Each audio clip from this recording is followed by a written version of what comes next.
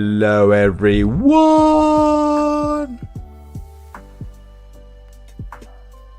Welcome to today's live stream. Monday, the 23rd. We're going to go through all of my pricing, each individual service, exactly how I price it, how much I charge, how I send the quote potentially, the sort of stuff that I'm quoting remotely, quoting in person. Being absolutely bombarded at the minute with quotes. It's actually wild. Six leads today. 6 people filling in my online contact form.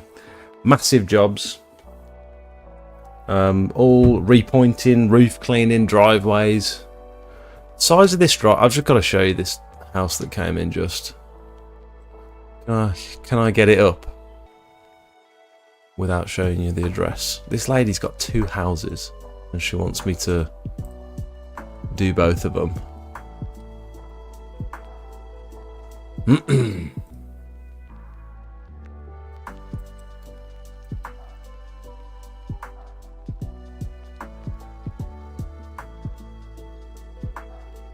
Have a sticky beak at this.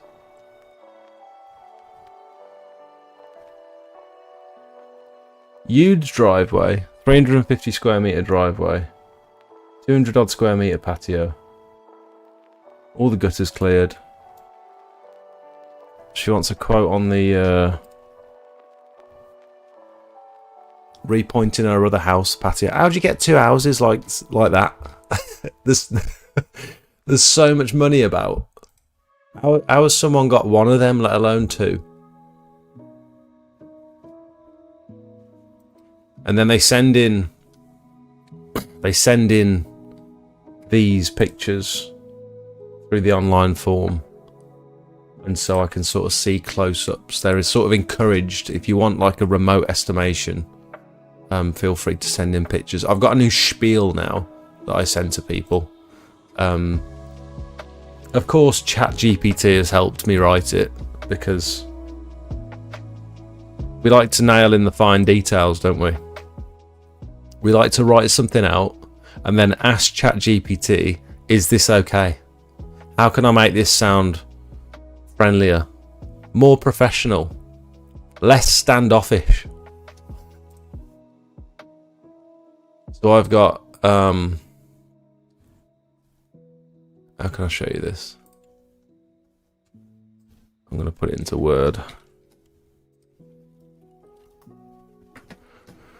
So when people get in touch now, this is what they get.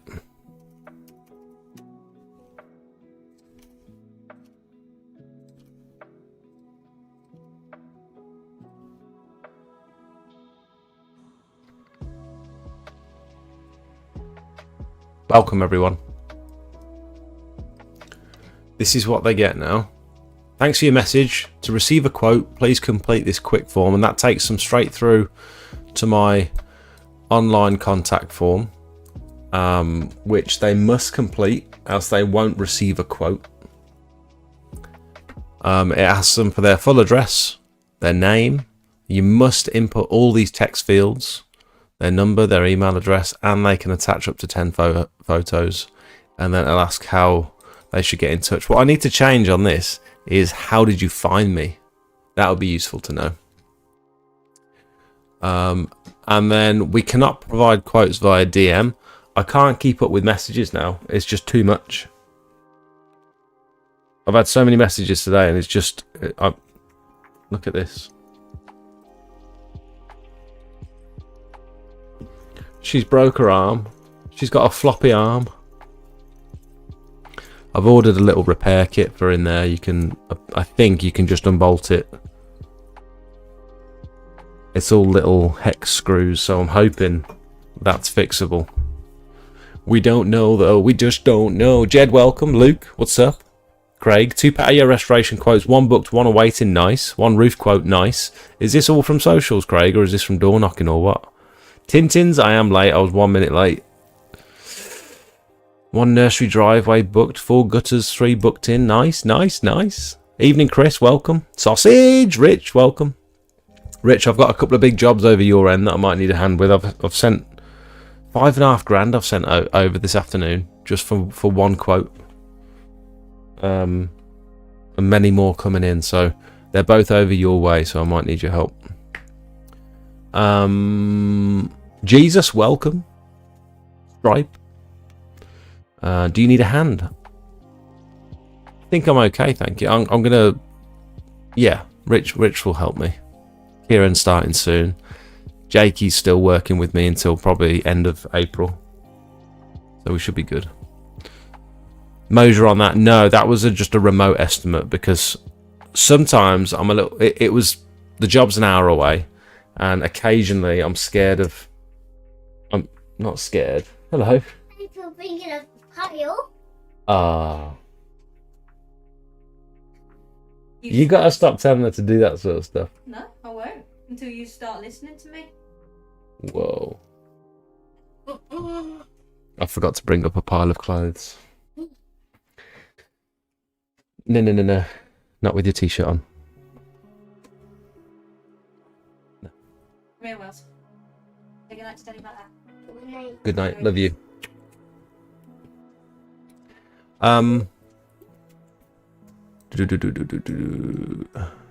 Tintin's welcome. Didn't get the motor on that. So what I don't want to do on a like a large body of work like that that's so far away, I don't want to spend the time, like I've got a day off tomorrow, even though I'm doing quotes, but I don't want to take my time driving out somewhere, spending an hour there, you know, talking to the customer, measuring up, driving all the way back, for them to think I was going to charge half of what I'm actually going to charge.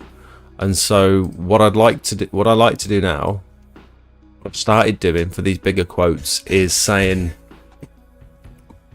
measure it on Google Earth real quick. Here's the services you've asked for. I've quoted them all at full price individually.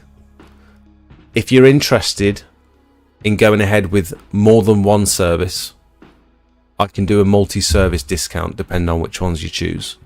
Because what I don't want to do is, you know, quote 2 or 3 grand's worth of work, and I think, oh, I'll do the gutters cheap because, you know, if they go for that, then, you know, I'm happy taking a bit of a hit on the gutters, or I'll do the patio cheap because they're having the driveway done. They could come back and say, oh, can you just do the patio? Can you just do the gutters? It's like, oh, now I've got to drive all the way out to do the cheapest service on the list, and I've undercharged for it. So what I've said, I quote them all at full price, what it would cost if you were to just go for that service, and then say, yeah, if you want them all done at if you want more than one service, we can discuss discounts after you let me know what you're interested in. How did you break the drone? I can actually show you. I can show you exactly how I broke the drone.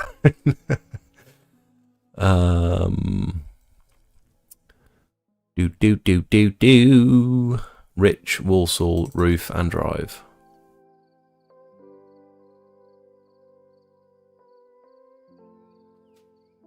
Look at Rich treating me to a wingers.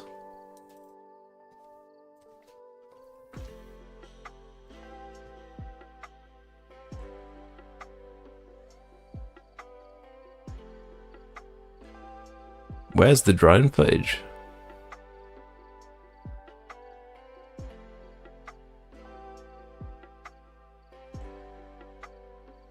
Where's the damn drone footage?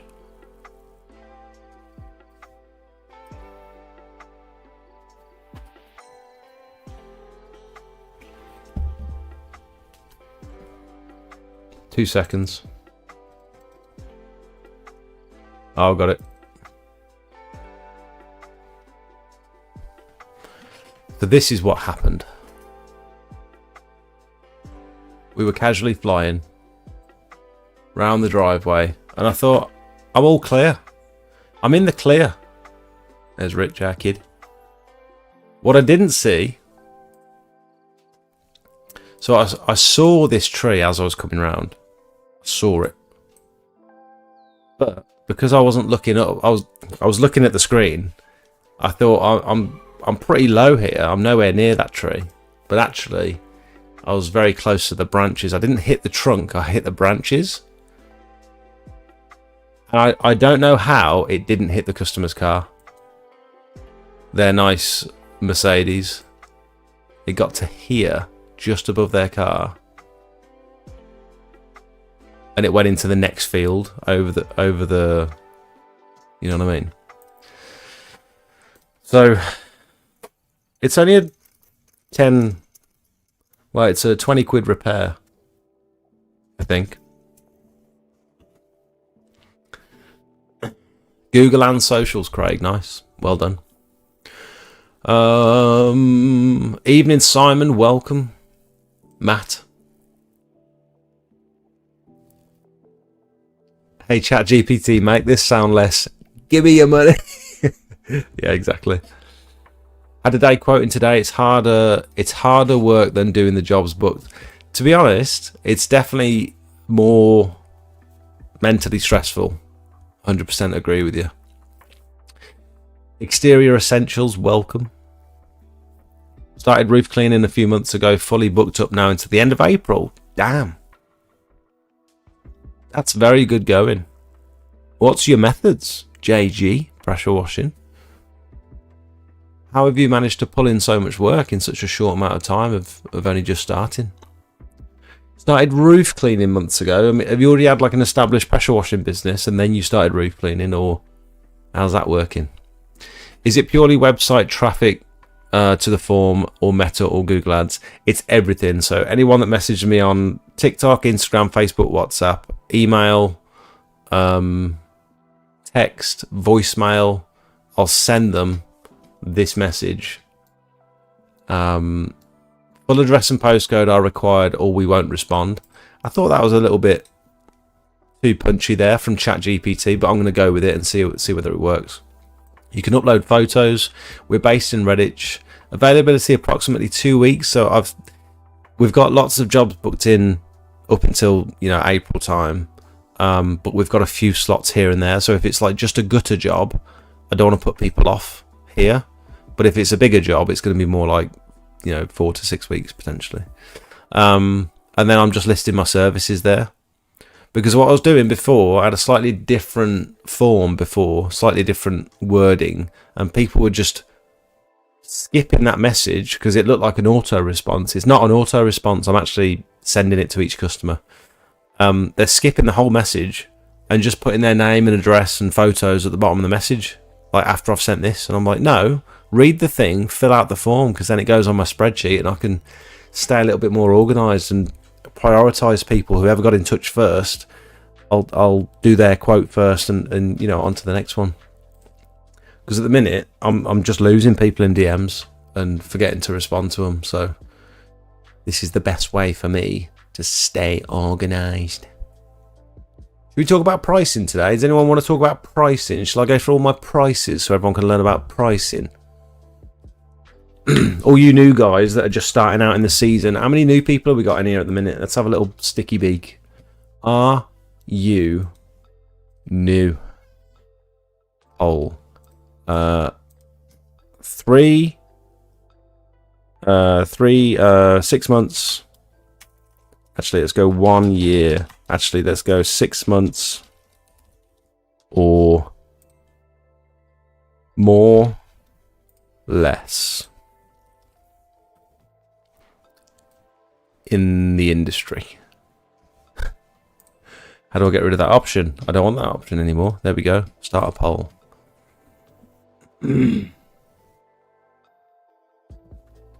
Alright, Daz, welcome.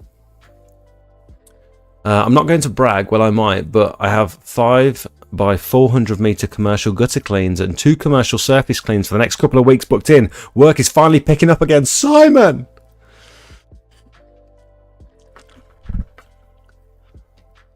Yes, mate. That's what we like to hear, isn't it? 5 400 meter commercial gutter cleans. Mate, get in. I'm in a good mood.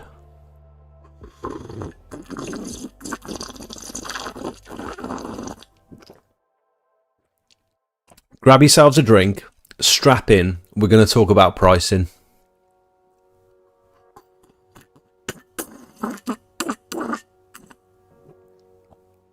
Do you think the DJI drone obstacle avoidance system kicked in? just as it noticed it was going to hit something. No, I don't think this has got any obstacle avoidance. I don't think it's got any sensors, has it? I mean, it's definitely got sensors to let it know that it's near enough to the ground to land. I know that. But I don't think it's got any obstacle sensors like the more expensive ones. My DJI, it wasn't a Mini, it wasn't a Mavic, it was a Mavic Air. I had a DJI Mavic Air about 7 or 8 years ago when it first came out, when I worked for Maplin. And that had obstacle avoidance, I believe.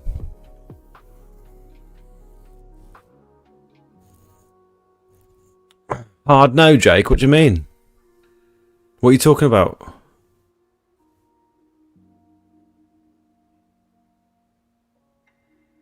Neo 2 in normal mode avoids most things. Really? You don't like me sipping my drink? Is that what you're talking about, Daz? Just don't clean anything for free or for the council. They like to throw their weight around. Yeah, I saw your Facebook post. United is on. We'll catch. No, don't go and watch a football game instead of this. This is more entertaining. I can make this more entertaining than a football game. What do I need to do, Luke? Do you want me to? Oh, hard no to obstacle avoidance. Oh, okay.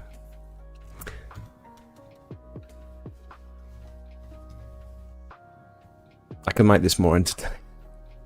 Right, prices. I did actually start writing out my prices on a little spreadsheet called 2026 price list. This was for Kieran. When Kieran starts, he's going to be doing a couple of quotes potentially for me while he's out and about, or customers might just say, can you price this up while you're here? And I want him to know roughly what we're charging for each service. How are we gonna do this? Not like that. We could do it like that. Yeah, we could do it like that.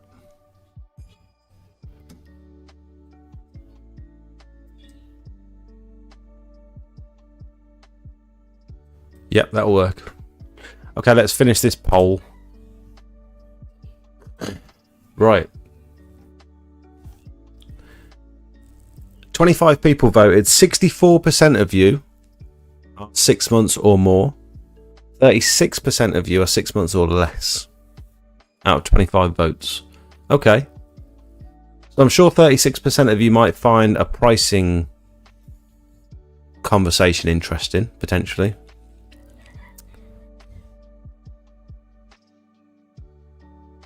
Great for beginners or drones built up areas. I use it for promo bids, surveys, roof and gutters. Nice. Kerry, I've recently been following Exterior Essentials, Jay from Exterior Essentials advice, doing drone surveys for roof cleaning. And it seems to massively increase the chances that you'll get the job just by sending the drone up, having a little sticky beak and just showing the customer the images. And it gives you a good idea of access and potential issues as well. And it's good for your waiver. For anyone that doesn't know, in our Discord, I've got a little disclaimers section where you can steal my waivers and my little disclaimers that I like to send to my customers. So if you scroll down here, all the way down to disclaimers, we've got a disclaimer for weeds if you think that's relevant for your customer.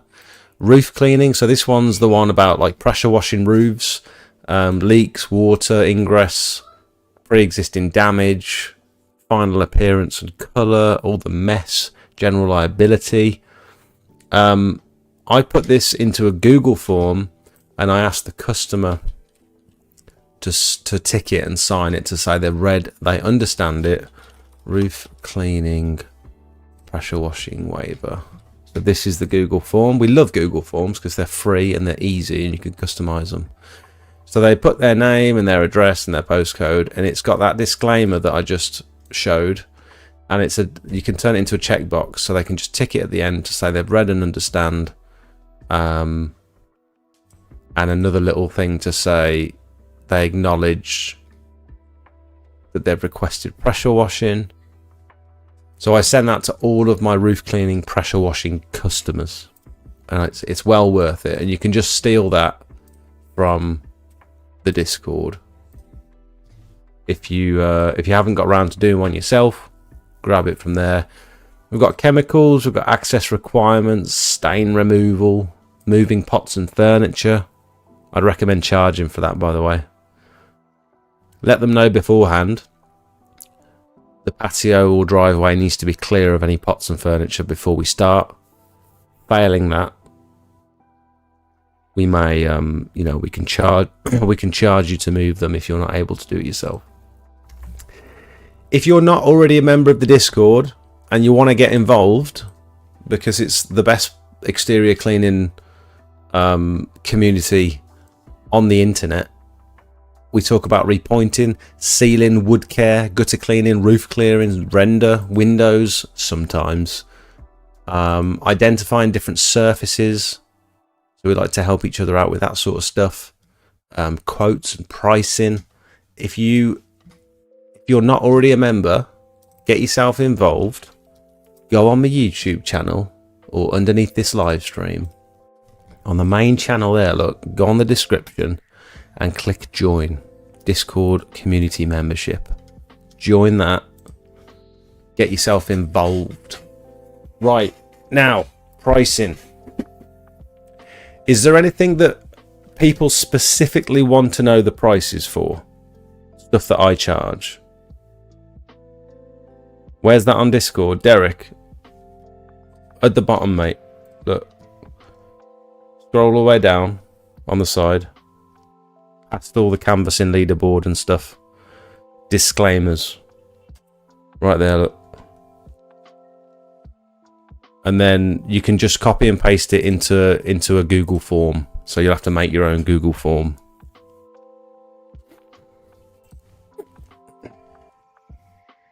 Far more professional at showing videos to customers as well as checking the gutters lets you know what's ahead of you without breaking the ladders. Breaking out the ladders saves a huge amount of time on quotes. Exactly.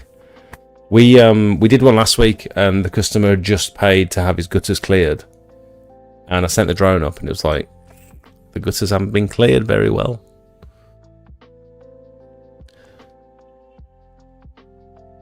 Right. Pop it in the chat now. If there's any specific service or variable that you are uncertain of how to charge for, and I'll write it down and we'll go through it together. I've already got my list of stuff. My list of stuff includes travel, waste removal, gutter clearing, single story, 2-story, 3-story, conservatory, detached garage, commercial, pressure washing, minimum charges, tarmac, resin, concrete slabs, block paving.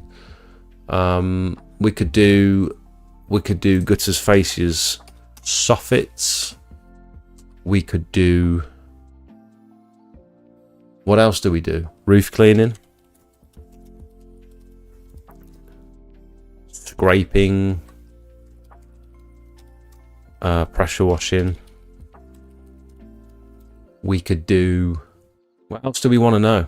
Basic pressure washing per square meter, okay. Okay, minimum price for pressure washing jobs, okay. Okay.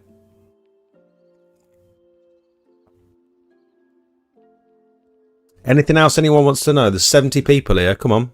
Surely some of you need a hand with some of your pricing. No?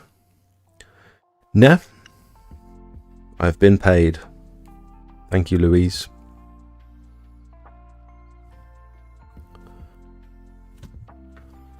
Patio restoration including initial cleaning, grout removal, Titan install. Hello, girly. You keep it down because I can't sleep. Keep it down? Naya, I'm fired up. I've had a coffee. Good night. Good night. I'll see you tomorrow. I can't sleep You can't sleep? because of you. You haven't even tried. I don't believe you one bit. She says she can't sleep because of me. I don't believe you.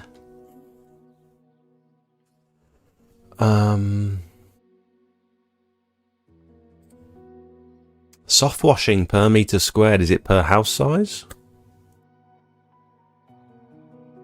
Evening, nice show tonight. Thanks, Stephen.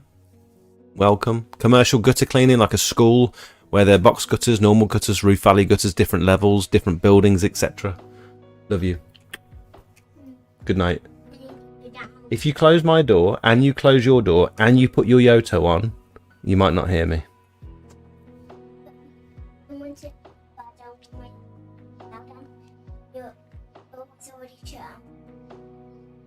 Okay. I'm just feeling good. I've had a coffee.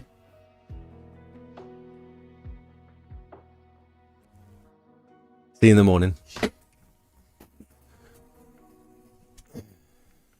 Everything that you do. Okay. Patio restorations. Okay, we can do that. Patio.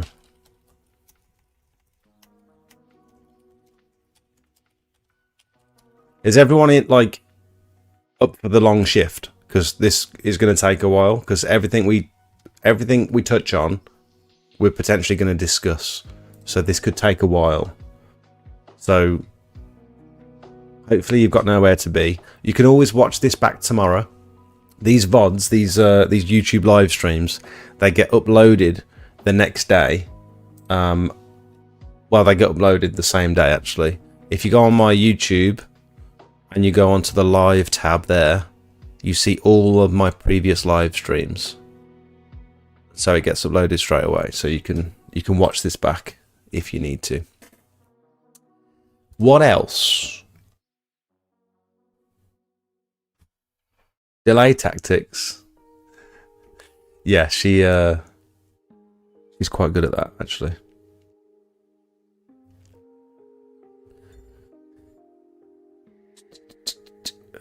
More specifically, chemicals and resand. Oh, you want to break down the chemicals and the resand? Okay. Basic pressure washing, minimum price. Okay, should we get started? Let's get started. Right, we're going to start with 2026 Smelty's price list. Travel. Easy one. Under 15 miles round trip is free. So, you know, 6.5 miles out. No, 7.5 miles out. 7.5 miles back. That is a free job. No issues. Over 15 mile round trip, it then turns into £1 per mile after every, you know, after that 15 miles. So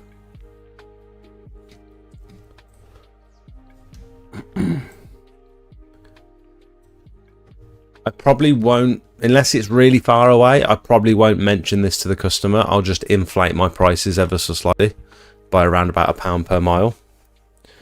On the ones where I'm traveling like over an hour and a half, 2 hours just to get there, I'll tell them like the price is massively inflated because of travel. You could definitely find someone local cheaper, but if you want us specifically to do it, then this is what you'd have to pay. Very clear with them. Does the 15-mile round trip include the diversion to get lunch? No, but lunch is incredibly important, and you must ball out on a bougie lunch, especially when you're traveling, because the last thing you want to do is travel out to a job, spend half a day somewhere, and not eat well. We've got to make these journeys worth their time. And so you could also add a little lunch surcharge. So waste removal, we've got 50-litre woven polypropylene rubble sacks.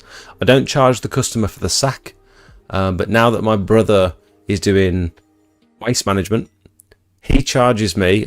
We had this arrangement because I wanted to sort of help him out and support him a little bit, and I thought if I can offer my customers waste removal then it's a win-win for both of us. So I don't make any money on this. I've told him to charge me £5 a bag, and he probably just takes it with his next like tip run. So I can't imagine this is causing him much inconvenience, especially if I drop it off at his house. But he makes £5 a bag, and these rubble sacks. These rubble sacks are the Screwfix woven polypropylene rubble sacks, and they come in. They've massively gone up in price over the years. I think yeah,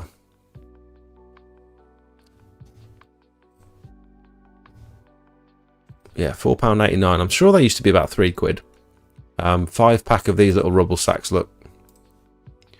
So the great thing about these is you can put all the mush, all the wet sand and the moss in them. All the water drains out the bottom because it's that woven polypropylene material, and then you just get left with a dry bag of waste. It sometimes, depending on how much water is in there, sometimes it takes a while to drain out. But I'll let the customer know, like, if I'm leaving it with you, don't necessarily want to put it all in the brown bin straight away because it's very sludgy. So we'll let it drain, and then when you're ready, you can just tip it into the bin. These bags are just like a, what are the, like, miscellaneous expense. What was it called? It's one of them items that it's consumable. So I don't charge the customer for the bags, whether they keep them or not. Sometimes we do tip them out at the end of the job, and then I just wash them off. You can just run a hose or a pressure washer over them, and they look brand new afterwards, and then you can just use them again, because we like to be tight every now and again. Save those pennies. If you want the bags in bulk, they do 100 for about 25 quid from Kite, but they do have delivery, free over 50 quid. Throw in some blue roll and wipes, stock up for the year. Can I get gloves from there as well? What's Kite? Kite supplies? Kite packaging? What's Kite?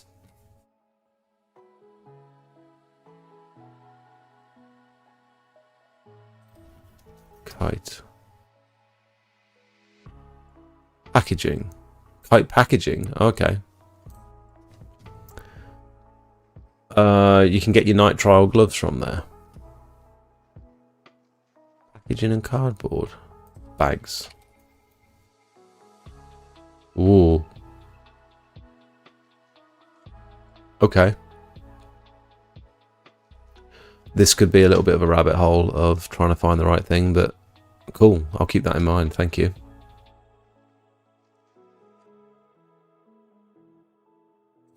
Cool. Right, on to the next thing. Let's talk about gutter clearing. So,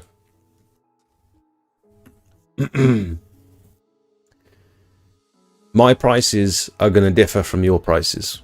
So if you're just starting out, bearing in mind, when I first started, I was charging around about £30 per side for gutter clearing. That's very cheap for me now. If I was going to do gutter clearing, I wouldn't really consider doing it for £30 a side unless it was like a bungalow potentially. But it's always important to keep in mind, if you've got not a lot of experience doing something and you're just starting out and you're not sure of the standard of service that you're able to achieve, you might want to consider starting a little bit lower and working up to being able to charge, a premium service. Because when it comes to the service I offer, it could be totally different to the service you offer.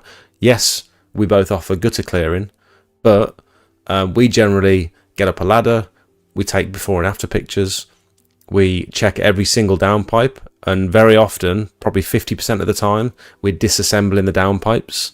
Now, I know there's a lot of people out there that aren't taking pictures.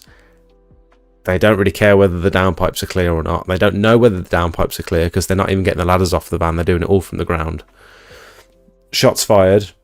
Craig, I know you're watching. Craig, I'm joking. experience, like that, knowing whether that downpipe is clear or not from the ground takes experience. Craig's got experience. He knows when he needs to get the ladders out.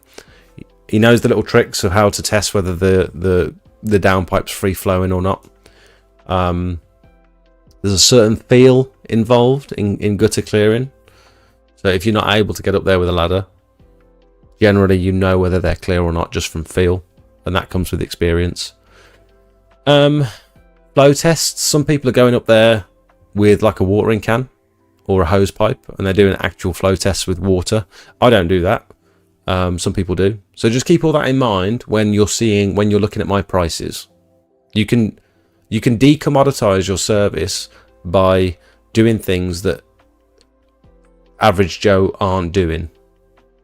For example, I've done that by doing before and after pictures on virtually every single gutter clear that we do. I didn't do them today. I forgot. But before and after pictures on gutters are so reassuring for the customer. Because how do they know if you've done a good job or not? They don't. So, my minimum charge now for gutter clearing, £90. Single story, £3 per side. So we're talking bungalows. Generally bungalows, you end up clearing all four sides. Because of the footprint of a bungalow, the way the roof layout is, generally you'll have more than, it's not just front and back. You have sort of end up clearing all the way around the perimeter of the building. But I charge per side because it's quick and easy. It's not accurate. If you want accurate, you should charge per meter. Because a side could mean just the top, or it could mean the top and a bit above the porch, or it could mean top and bottom all the way along. That's just a side for me. It really makes no difference in the grand scheme of things, because it's going to take us around about the same amount of time. So it doesn't really matter. If I'm doing front and back, it's obviously 90 quid for a normal 2-story house. If you've got a little bit on the side, chances are access is going to be poor. It might not be such a long run of gutter, but access is going to be more difficult on the sides generally from my experience. So 45 quid, quite like, even though it's not quite as long as the front, it might be slightly more tricky to get to. 3-story, we don't do a lot of 3-story gutter clearing, to be honest. We don't live in like crazy built up areas, so this is just a guide price I've put there for Kieran, just in case he comes across one. To be honest, I think I've probably done, like residential, I've probably done maybe 10 3-story properties in the last couple of years. I don't know, maybe more. Now that I'm thinking about some of the big mansions and stuff that we've done quite a few like big grand houses, which you could consider 3 stories, but not like 3-story townhouses. You know what I mean? Conservatories, we generally like to do conservatories where we don't have poles. We'll use our ladder rested gently up against the gutter, and we just use the hose with a little nozzle attached to the hose, and we work it along. If anyone doesn't know what I'm talking about, I'm just going to pull up. I know some of you guys have got a lot more experience here, so this might be a little bit of a waste of time for you, but just for reference, this is what I'm talking about. What has just happened? Don't do that, because I'm going to get demonetized now. Thank you very much. No idea what just happened. That was annoying. What am I talking about? Demonetized? We don't put adverts in the live streams anymore. These live streams are fully advert free from a couple of weeks ago going forward. So when you watch the replay of this live stream, if you ever do, if you were watching this 3 days later, it's fully ad free. So hopefully that improves your experience a little bit. You know what I mean? So this is how we do conservatories. We'll have the hose and then the nozzle stuck in the end of the hose. I had a couple of comments on this one saying that they didn't even know that you could do that. So that was cool. That was a little bit of a teaching moment for some people. So ladders rested you know, gently up against the conservatory, and then we just go in generally with the thinner nozzle, because these ones are quite thick for conservatories. The reason we do that with conservatories is because quite often they've got clips that push the gutters outwards, and the clips are like every couple of feet, and it can be quite annoying to navigate when you're on the ground, because all the dirt goes underneath the clips, and it's hard to know whether you've cleared them out properly or not. Prompt Peak! No way! I haven't seen your name for ages, mate. Welcome. Shamefully late join tonight. How dare you? I did a 3-story the other day, fully extended double 17 rung ladders. Jesus. We actually... Yeah, we did some 3-story... What am I doing? What am I doing? Oh, God. Yeah, we did that a while back, actually, but I think it's probably going to take me too long to find the video. But that was, yeah, 3-story on ladders is scary. I'm not going to be able to find it. I am not.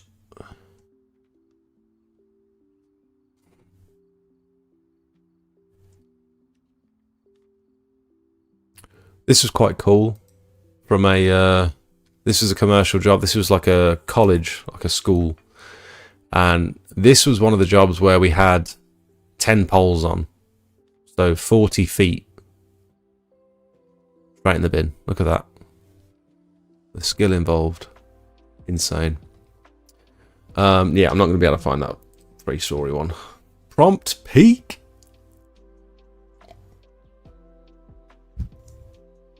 What vacuum do you use? Good question. So this one is the little Panther. Gutter Vacuum Systems Panther. 1700 watt. And then the other one we use for more commercial stuff is this big boy. It's the GVS 3600 triple motor Gutter Vacuum Systems. So this is 3600 watt. It's 3 1200 watt motors instead of one 1700 watt motor. A lot more bulky than the Panther. The Panther is amazing for residential stuff. You can take it up on flat roofs. You can take it through people's houses and stuff. That big 3600 is a lot heavier, a lot wider, bigger than it looks in the pictures. When it arrived, I was like, oh my God, I can't believe how big this thing is. But hell of a lot more powerful. Generally, with the Panther, you know, you're doing a couple of passes to make sure the gutter's clear. With the 3600, you can be quite confident after one, sometimes 2 passes that the gutter is totally clear, and you quite often with the Panther, you pop up the ladder and there's a couple of bits that you've missed. But with the 3600, it's just got so much suction that it's just rips everything out of the gutters really quickly. Shame Gutter Vacuum Systems gutters don't have a cutoff, so the muck drops down. Oh, so yeah, I've seen this. I think it's a Skyvac thing, isn't it? When you've got something stuck in the nozzle, you can like open the thing to let the suction out, and then it will drop out, and then you sort of carry on.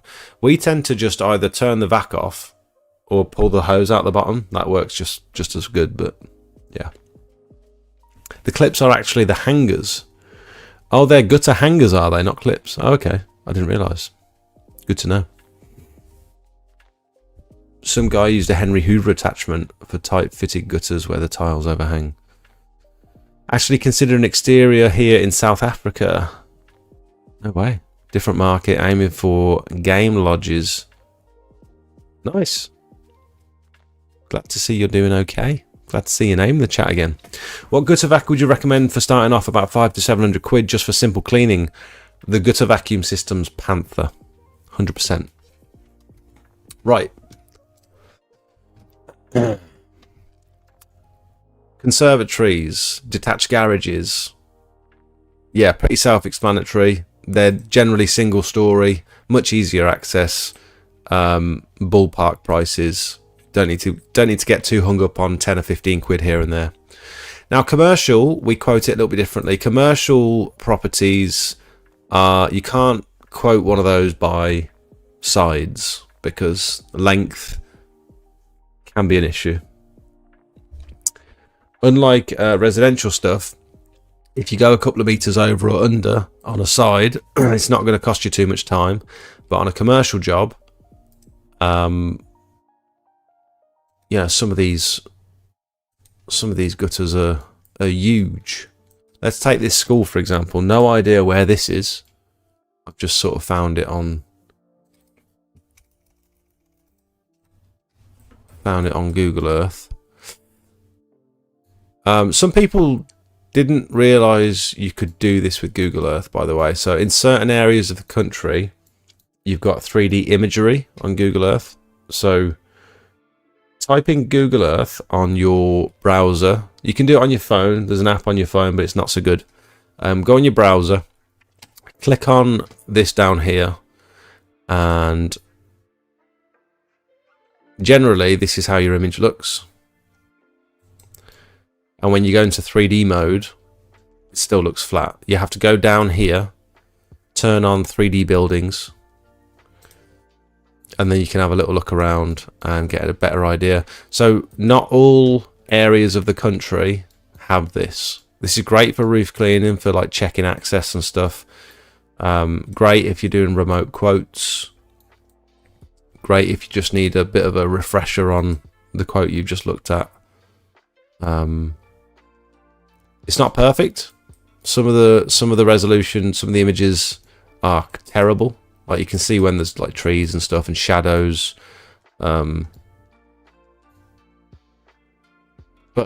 look at the tools we've got in 2026. This is pretty insane, isn't it? I was looking on one the other day, and the resolution was so high that it literally looked like I was flying a drone around. Like it looked like real life. So let's take this school for example. Oh, the other thing you can do with Google Earth that a lot of people don't know, you can't do it while you've got 3D mode activated. So if you turn off 3D buildings, you can then open up historical imagery. That little tab there. You can do this on your phone as well. Again, great for roof cleans. So historical imagery, you can now look at, say, this building here, and the resolution of this image, the shadows, but it brings up this extra bar at the top now, this little show historical imagery tab. If you open that up, you can now cycle back through all the previous satellite imagery that have been taken for this section of the map. So 2025 looks like this. Go back to 2024, looks slightly different. 2022, that's a much clearer image. So if I was going to do like a gutter quote, I'd probably use this image and then go on the measuring tool and start measuring the perimeter of this building. So generally 2017 is a good one as well. You've got to be careful not to be caught out with this, because when you start going back more than a couple of years, it's very possible, very likely, that people have had like extensions and they've had work done to the property that you now can't see. So be very careful when you're doing remote quotes. See, some of the old images are terrible. Look at that. That wasn't even there back in the day. Oh, it was maybe 2009. 2007 was pretty good. We had some good pictures back in 2007. But yeah, if you didn't know that existed, very, very useful. But you can't do historical imagery and 3D buildings, so just keep that in mind. 3D buildings doesn't work everywhere, so in my town, in my hometown, it doesn't work because it's only got data for certain parts of the map. Because your side gutter prices are set per side, would you ever just give your customer the price straight up? They fill out a form and get the price straight away depending on the sides and the stories. No, I always want to be in control of the pricing. I do understand the idea of them filling out a form and it spits out a price based on the information they've put in, but they have the potential to lie and to miss bits off accidentally, and then you get there and you think, hang on, you haven't included this bit, or you know what I mean, or the access is terrible, so I would have charged more for this bit. These set prices aren't set prices, they're just guides. And so if something's particularly difficult access, or even if the gutters are terrible, like if you can see stuff overflowing, all the downpipes have got plants coming out of them, I'll probably charge a little bit more. If they've got gutter hedgehogs in them, I'll probably charge like 2 or 3 times the price, because gutter hedgehogs are a nightmare. You got to take them all. You got to get to each section of the gutter with your ladder, take them out, pressure wash them on the ground, clear out the gutters, and then go back to each section of the gutter and put them back in. We had to do some. You might have seen it on my story today. We had to put some gutter guards back in for a customer today, last couple of days, and worst job on the planet. This gutter clear, I knew it was going to be a nightmare as well. This gutter clear took literally 2 hours after we'd cleaned this roof.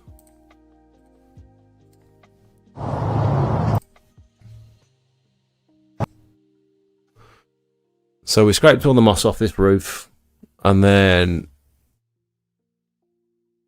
as soon as I started climbing up the ladder and we were looking at the roof, I was like, oh my god, they've got gutter guards. No. And I realised like I hadn't priced in the gutter guards. So you'll see on the end of this little video now. It changes the job completely, because you have to get up to each section and remove them, clear the gutters out. So that's the bits that I've done. So I've had to move the ladder. This is a big property as well. I've had to move the ladder around every section of the property, pull these guards out, clean the guards, vacuum underneath them, and then put them back in. And they don't go in very well. They don't fit these gutters well at all. So I'm just sort of placing them in and hoping they stay. And obviously because we've scraped the roof down into them, they're worse than what they would have been. But either way, all the stuff sort of degrades down through them. So although all the leaves and the sticks and the big debris sits on top, you still get you still need the gutters cleared out, because there's like a layer of silt and chunky bits underneath them. I don't think they're worth it at all. And you don't know that someone's got these in until you start the job.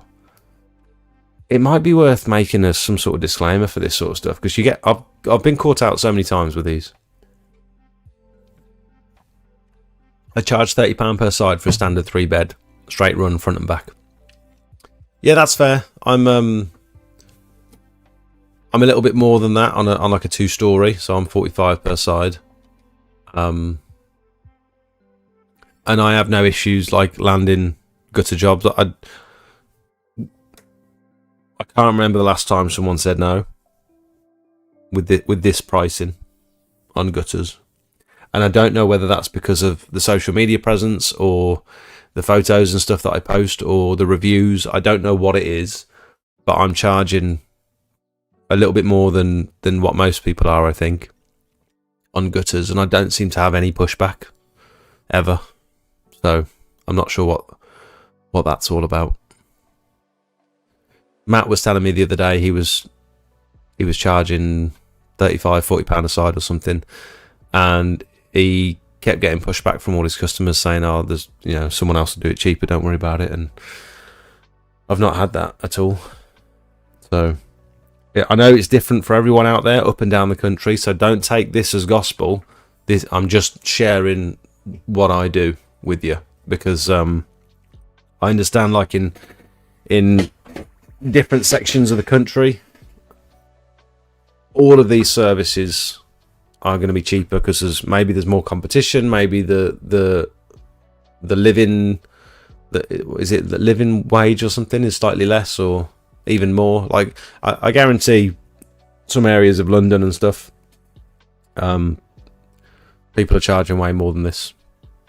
So I can sell a roof clean at £2,000 plus easy. yeah, it's just the gutters. You're based in Ireland. I can't sell a minimum charge gutter without a fight. Let's see what some of you guys are saying. Oh, thatch cleaning. Yeah, I've never done one of them.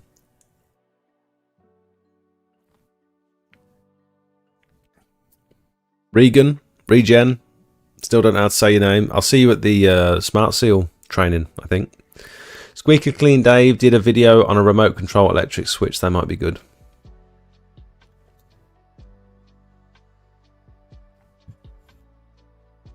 Do you mean for the vacuum? To turn your vacuum on and off? Yeah, it's like a Bluetooth switch, isn't it? I think you can put them on your pressure washer as well. On the Briggs and Stratton engines, you can hook up different things like that to it. I bought a Panther today from your friends at Pressure Washer Sales and Service. Nice, Mark. Good investment. A lion sizing me up for a snack. What are you talking about? Because, yeah, we read that one. Sean, welcome. You alright, mate? Sean, do you mind sharing your prices on gutters? Sean used to work for Ben's Gutters, so that might be quite good insight. Sean, if you want to jump on for a bit, mate, and chat about pricing, because I think your experience with gutters might be useful to touch on. No pressure. Let me know and I can just send you a link to join the chat. Commercial gutter cleans, I charge 50p per story. Up over 2 stories minimum charge. So extra 50p per story, I see. So minimum charge of £2.50 per metre. Yeah. Yeah, pretty much similar. Oh no, I go up a little bit more than you do. So on the commercial stuff, I'm charging per metre. So commercial stuff like something like this, I'll get the 2D image, and I'd have already sort of walked the property with the caretaker or whatever and mapped out where all the gutters are, and I'll take pictures and videos and stuff just so I can remember, because not the whole perimeter is going to have gutters on them. These ones look like they've got valley gutters or like gullies going around the outside, so these are just like flat sections on the flat roofs where they're sort of slightly lower than the rest of the roof, and then on every corner they'll have a downpipe. So these are super easy to clean, but they're really, really wide, and so you generally just get up there and walk it, and get like a shovel and a bunch of bags on there. Anything like 2-story commercial, again, I would price that by the meter. Let's see if we can get a different example. Let's just take this little building here, for example. So,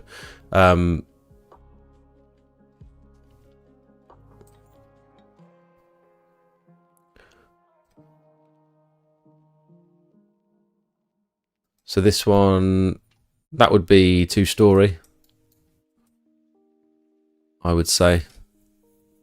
And then you've got the 1-story sections down here, single story. So for this one, let's go back into 2D. I'd grab the measure tool, make sure we're in meters, and I'd just sort of run it. Let's go to there, for example. So we've got 25 meters there, so 50 meters, and then we've got that bit there, 15 meters, and there might be some extra little bits around here. Actually, let's just map that out. And obviously the little bit on the side there, so let's just grab that as a rough one. So 50 meters and 50 meters, so that's nice and easy. So the 2-story stuff, we'd do 50 times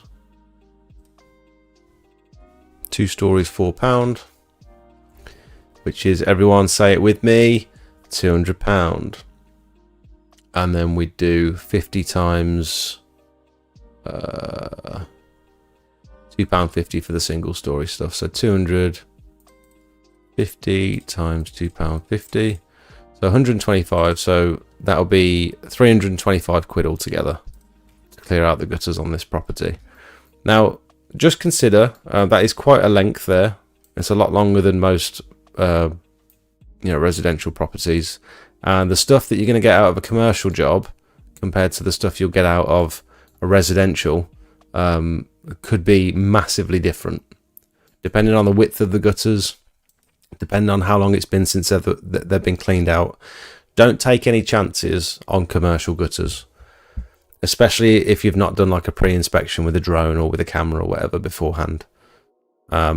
Expect the worst, because they can get seriously bad. For example, check this one out that we did with Rich.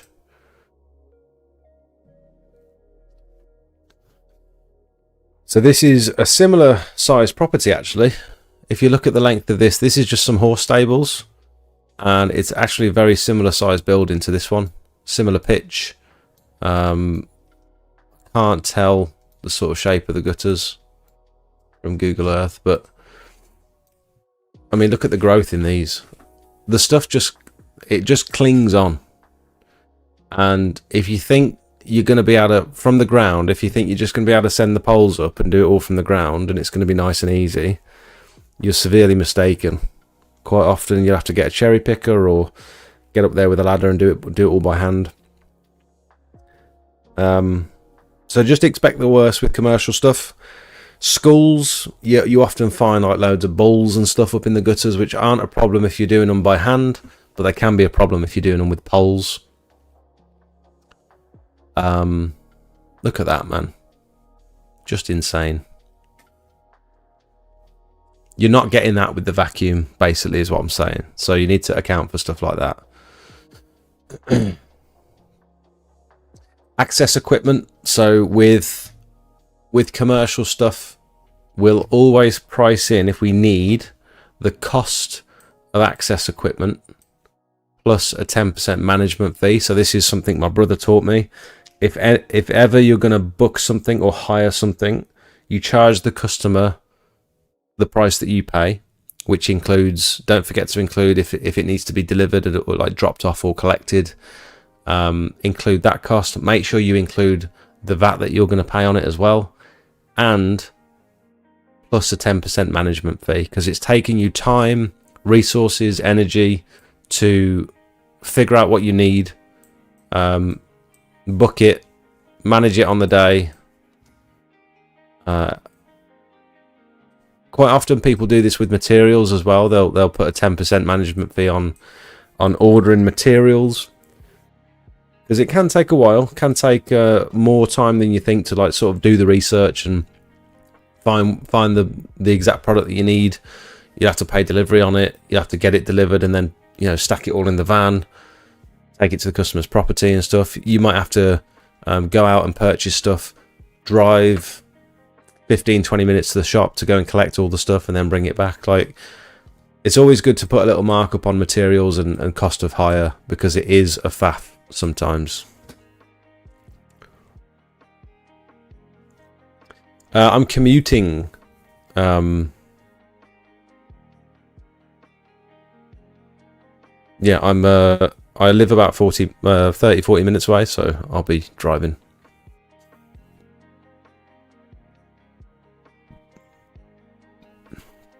Karcher has an odd gutter cleaner, a little runner with a high pressure hose.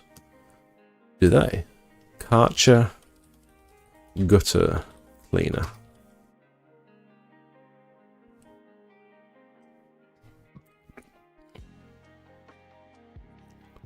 What is this?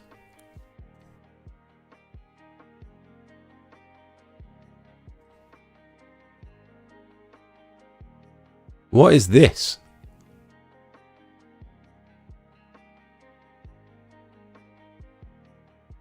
Oh yeah. Are you actually doing that, are you?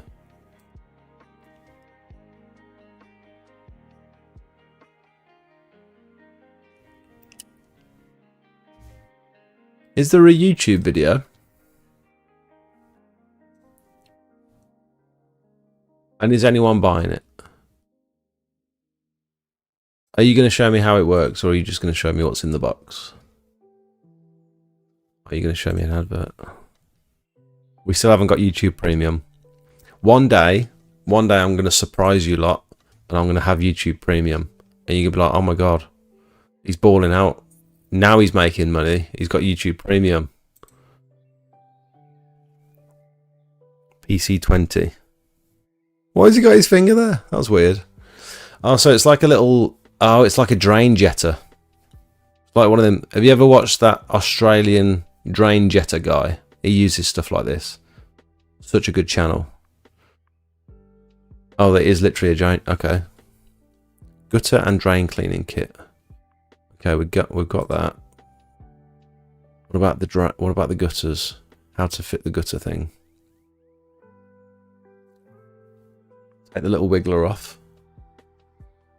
Put the quick connection on. What is this little thing? Looks like oh. It's got a clamp. You clamp it onto the gutter. And then it's got like a little boat. It's like a little... Oh, look, it's got jets facing backwards. That ain't staying on there. So you've got to go up to every downpipe, block it, and then there's no way this works. Go on then. Go on then. It's not moving. Oh, it is moving. It's like a little animal. No, come on. No, that wasn't a very good demo. Yeah, it didn't move. What do you mean? It's just firing crap everywhere. It's just getting it all over the patio. I need to see a better example than that. Come on. If anyone can find a better video, send me a DM somewhere on WhatsApp or something, or Instagram. That's so funny. The main selling point, and you've showed like a 5-second clip of it not working.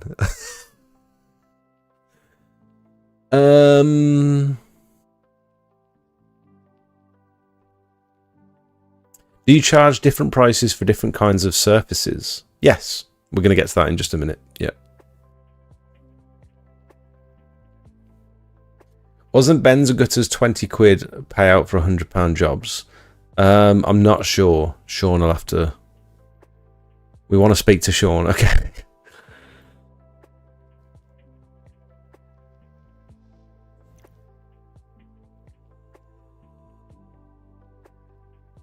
I did a gutter clean where they collected the water for using to flush the toilets in the house.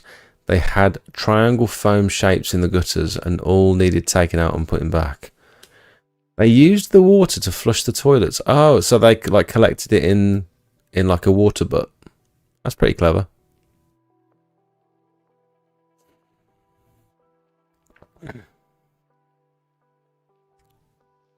Oh, you've put one of those switches on your Garda backpack. Nice. See you in the spa. I'll see you in the gym. Anyone want to come to the gym with me? What do you do with waste from residential and commercial? So, generally, commercial, I'll talk... It's the same as residential, to be fair. I'll ask them, do you have anywhere that we can dispose of the waste? Because if not, we'll charge you per bag for the waste. So you can save a bit of money. Generally on commercial properties, they've got either a skip or, big bins, or they've got, especially with schools, a lot of schools have forest school, like woods play areas where they'll do like mucky play and stuff. And you can put it on their compost piles. They've quite often got compost piles.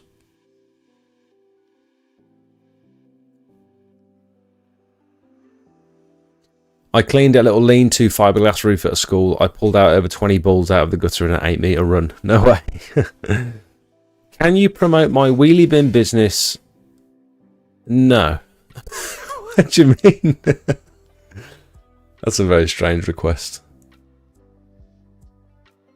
Do you think any of your customers are going to see this?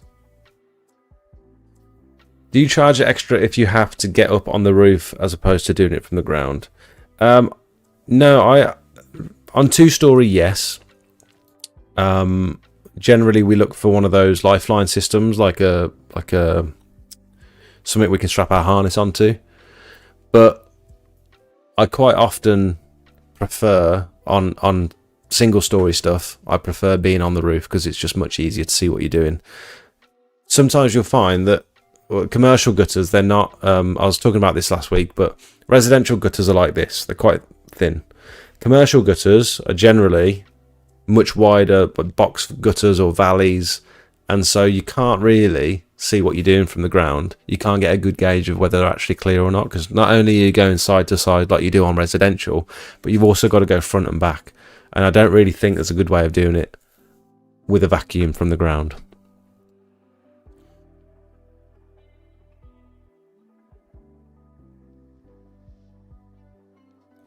That's for men who wear shorts, that's what that is.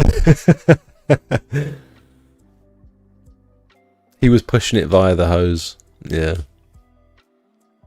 There will be no better video. The marketing failed at selling the dream. Yeah. You might as well use a power pole for roof cleaning. True. Yeah, you could stick a power pole with one of them 180-degree U-bends on it and just fire it all out. That'll work. Could you run through the chemicals used for each surface, please? Yeah, maybe. I've got new pressure now. I struggled to start it due to the amount of pressure built up. Can't pull the cord anymore. It doesn't have a ball valve.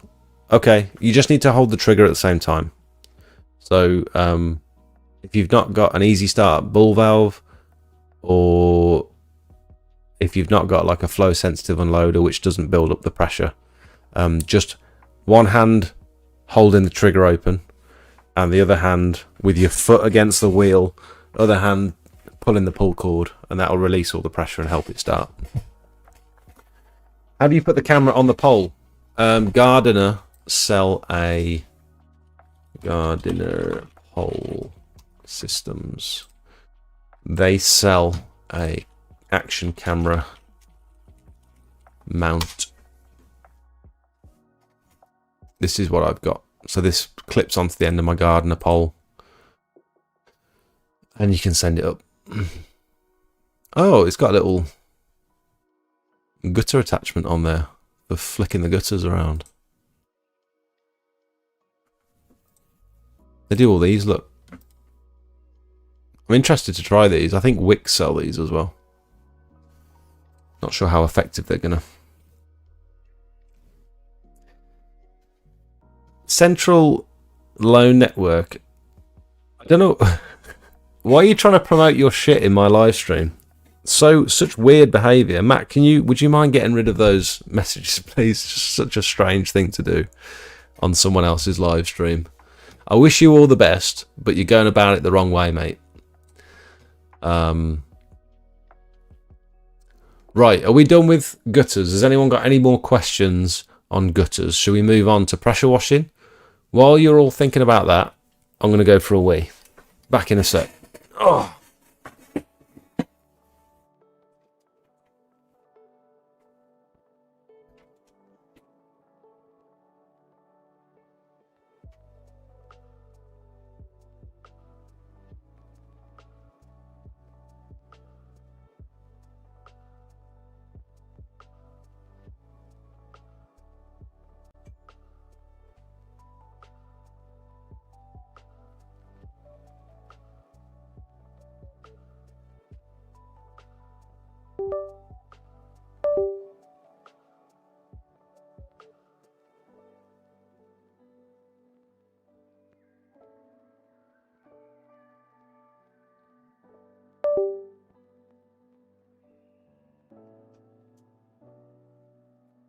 Right then. Fastest pisser in the West. Those gutter scrapers are sometimes helpful, but when you hit a gutter garden, they are not strong enough. Yeah, I thought as much, to be fair.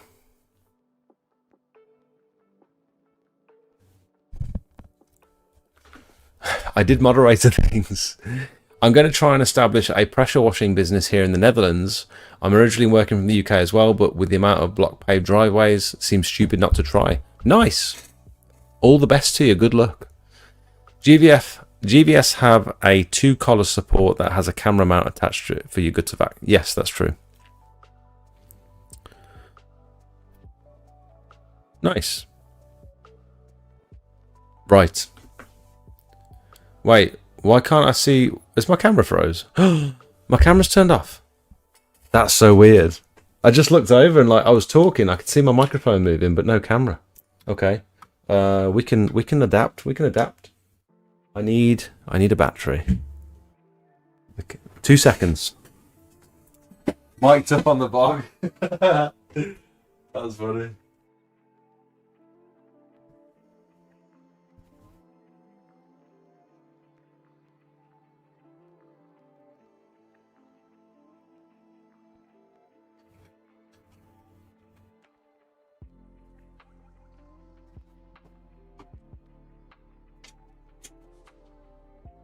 What a strange time for the camera to die.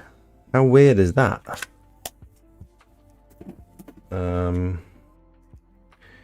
Let me see. Put that one in there. See if we can get this back up and running. I might have to restart the stream, I don't know. Right, webcam.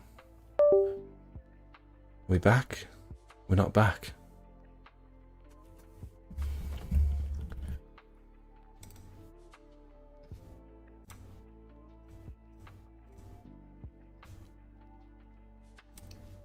We're back.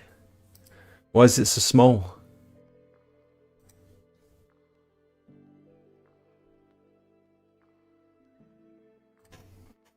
Right, we're back. Sorry about that. Could be a vampire. Right then. Where were we? Theme tune intensifies.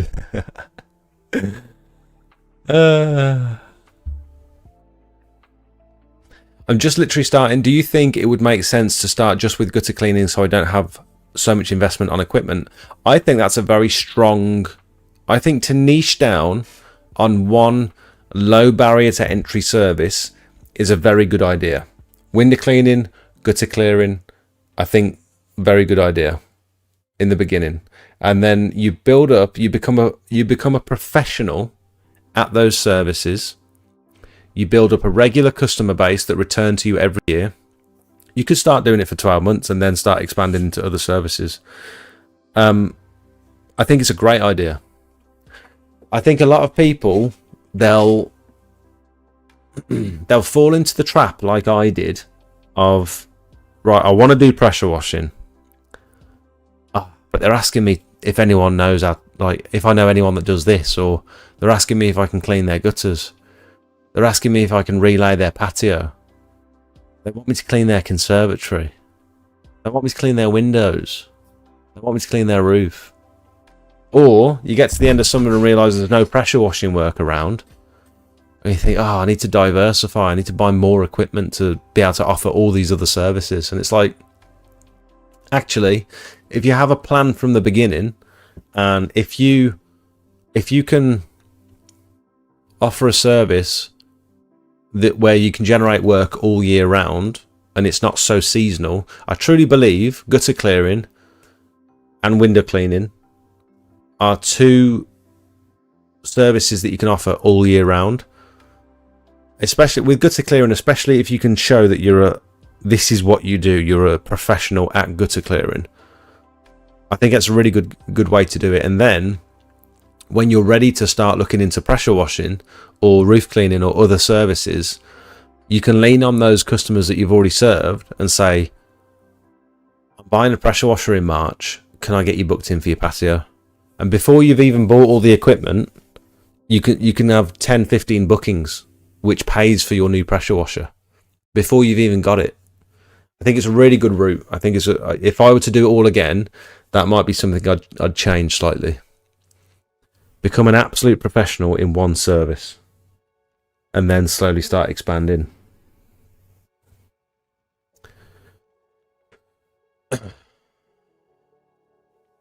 Have you tried turning it off and on again?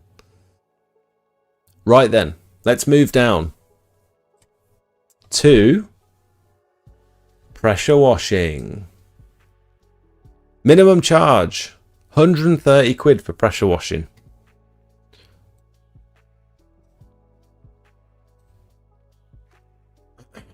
So for me, this is what it costs me. What's going on with my camera?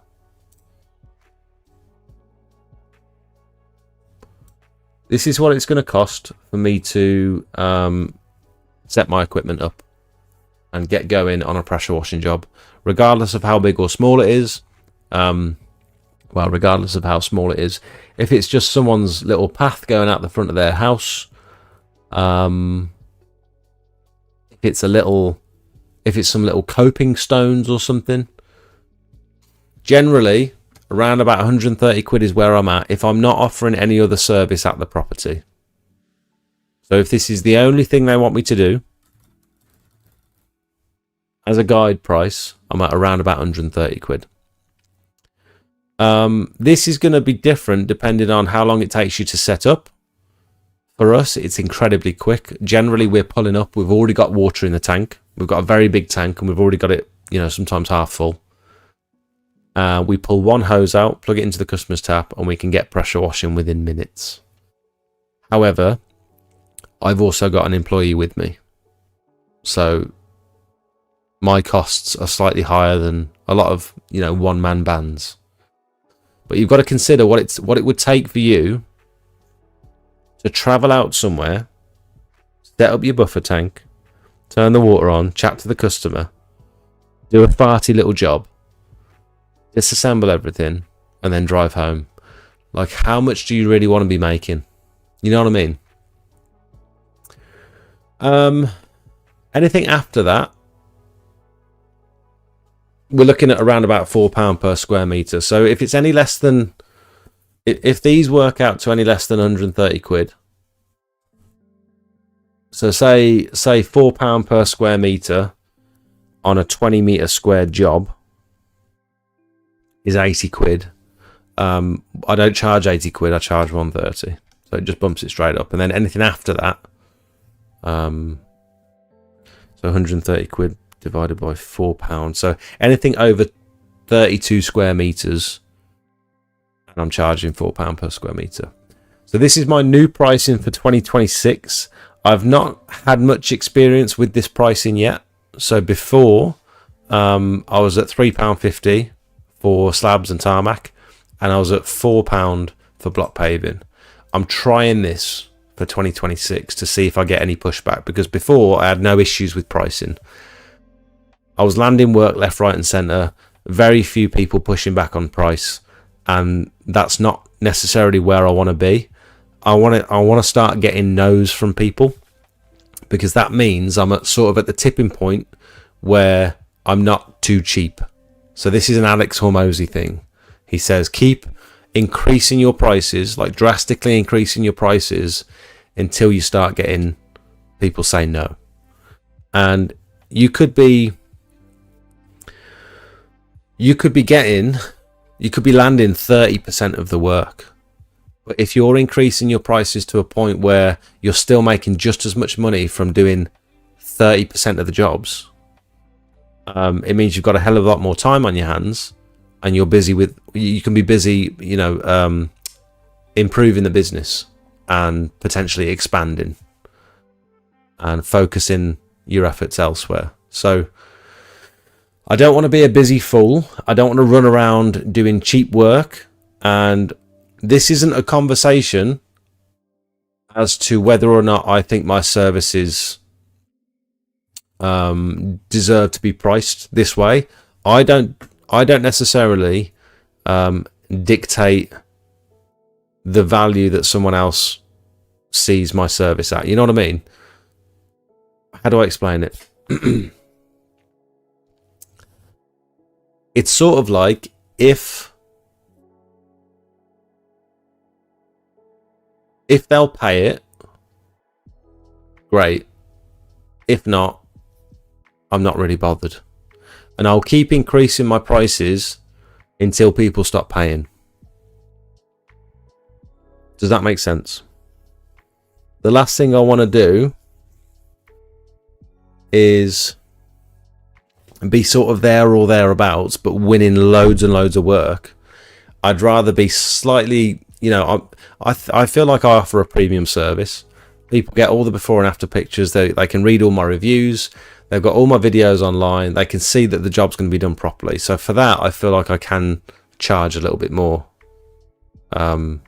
I'm not trying to justify it to myself. I'm just trying to sort of explain it the way I see it. I'm going to keep increasing my prices until people start telling me no.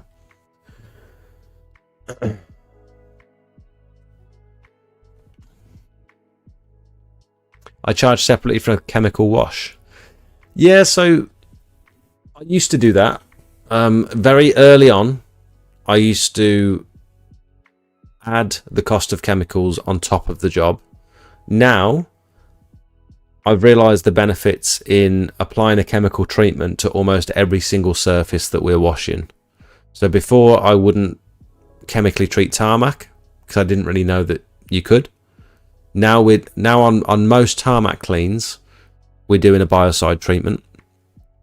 Resin, didn't really have much experience with resin, but you can put hypo down on resin, you can put biocide. It loves biocide. Yeah, concrete, slabs, even limestone. That's, you know, before I would have thought, oh, limestone, you can't really use chemicals on limestone, but now I know you can use biocide. So block paving, I never used to use hypo on block paving because I just didn't think it was necessary, but now I understand the value in chemically treating block paving.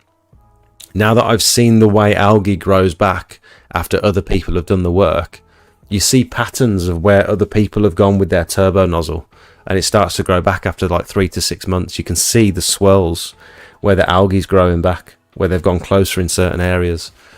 And like, I don't want the customer to see that in 6 months' time when I've finished, so I'm going to sanitize that whole drive with hypo, whether it needs it or not. You might not see much of a difference on the day, but you'll definitely see it in 6 months. So this includes the cost of a chemical treatment on all surfaces, whether it's composite decking, whether it's normal decking, render, you know, block paving, anything. So we include it in every service. Do you find that you lose work when you price per square meter versus just rounding to a figure, or consider a day rate? Do you hit a ceiling point ever? No.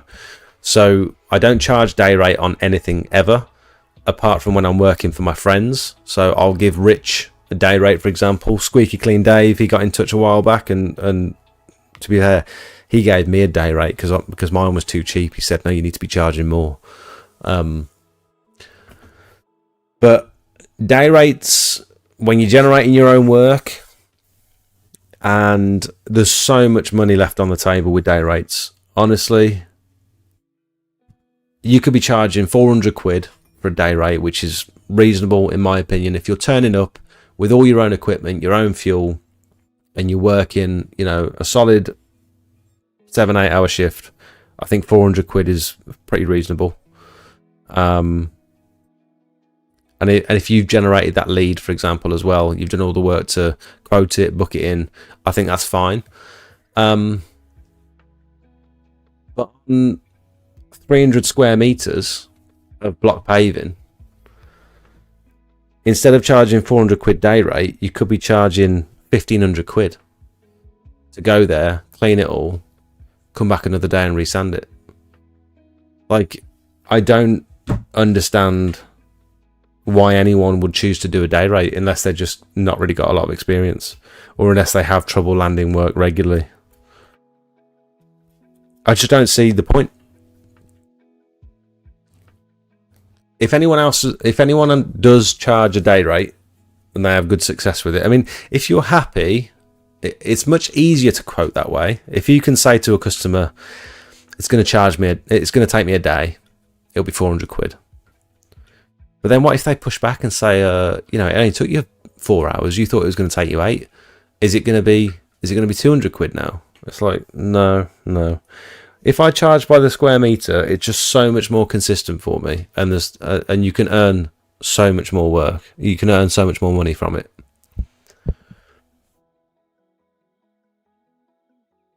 I think day rates are fine for labour. If you're paying for labour for someone else to come and work with you, I think it's absolutely fine.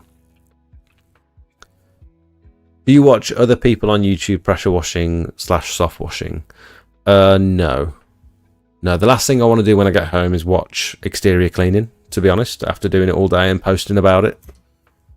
I occasionally watch some of Sid's uploads. He's probably the only one that I'll watch, really. No offense to anyone else, it just doesn't really interest me at the minute.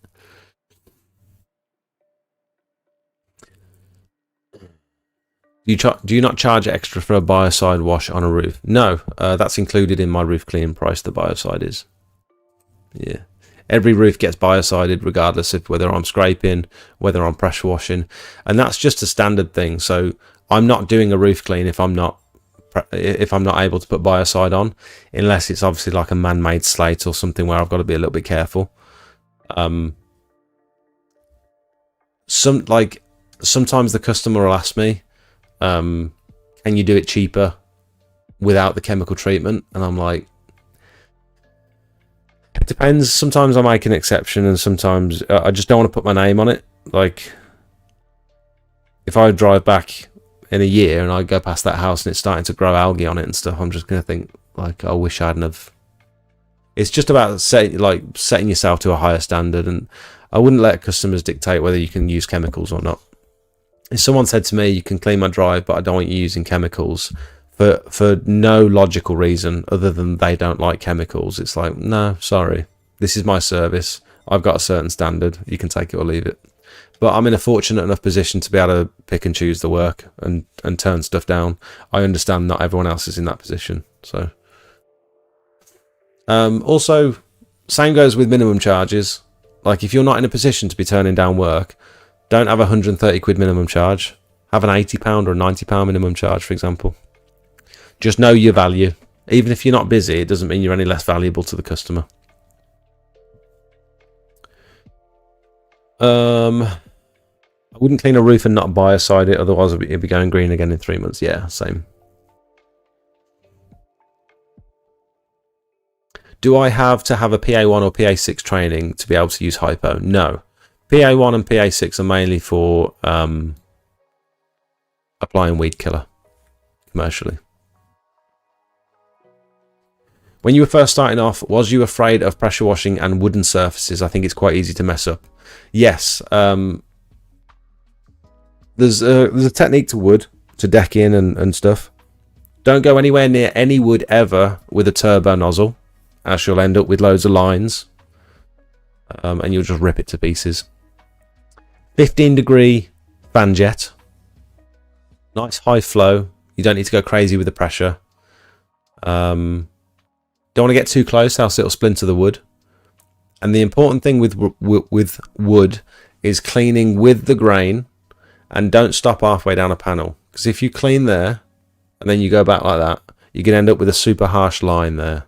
So you've got to clean from one end of the panel all the way to the end. You can pass over it multiple times, but don't stop halfway down. Same with decking. Try and clean nice and vertical so that the fan nozzle is pointing perfectly vertical down. You're not like that, because then you're going to miss the backside of the little bevels. Nice and vertical. Even if you have to go across the panel multiple times because maybe the fan jet's not as wide as the panel. And then I always finish off wood with a biocide treatment.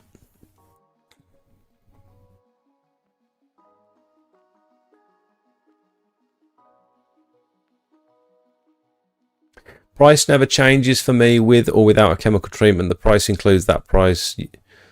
The price includes that price. You wouldn't go to a restaurant and cook your own steak for cheaper. How much do you charge for resanding per square meter? So that the resanding again is included in the £5 per square meter. So I don't offer block paving at £4. If you want it sanded, it's going to be £5. Your block paving's getting sanded, basically. And if you don't want your block paving sanded, you can get someone else to clean it. Is the long and short of it. So it includes chemical treatment, hypo or biocide generally. I have to put there as well. It includes chemical treatment and resanding.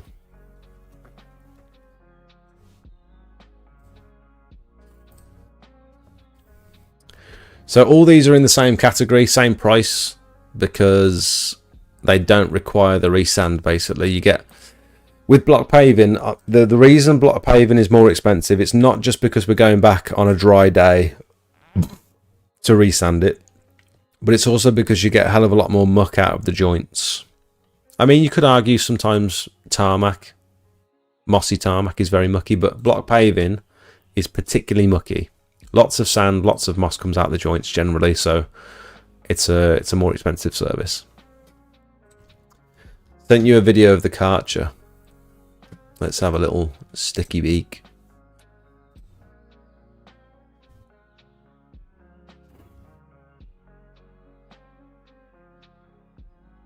Yeah, 15-degree fan nozzle we usually use on decking.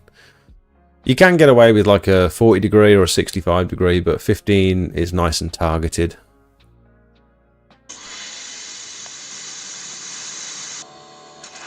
Hello everyone. I bought the Karki gun. So it shoots the jets backwards.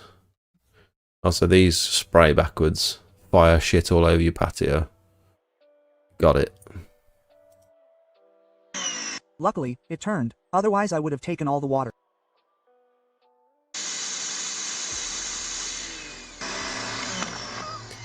What is that design? Look at the flow of the water. What? I don't understand. So there's a fan jet here and it's blowing back, and that obviously propels the thing, and then it's hitting a wall at the back here, probably like lifting the back slightly. I don't understand the design of that. Like, that doesn't seem like it's supposed to be like that. Daniel, welcome. Thank you so much for becoming a boosted member. So anyone that doesn't know, you can join the Discord at the higher tier. Instead of a circle member, you can join at a boosted member, and then you get access to over 1,000 before and after images, where you can use these for your marketing material. Leaflets, websites. That was next door to the property we did today. Bit of composite deck in there for you. There we go. Some absolutely beautiful before and after pictures. So this is just the decking folder. You've got folders for everything. You've got resin, loads of pictures of resin. You've got roof cleaning. Hundreds of photos for you to choose from. Tarmac, block paving, gutter clearing. You can use any of these in your social media posts, on your websites.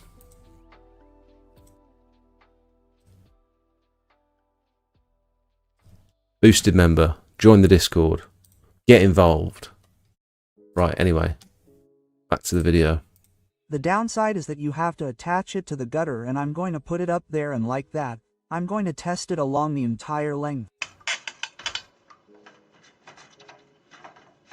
So, the problem such a weird thing, by the way.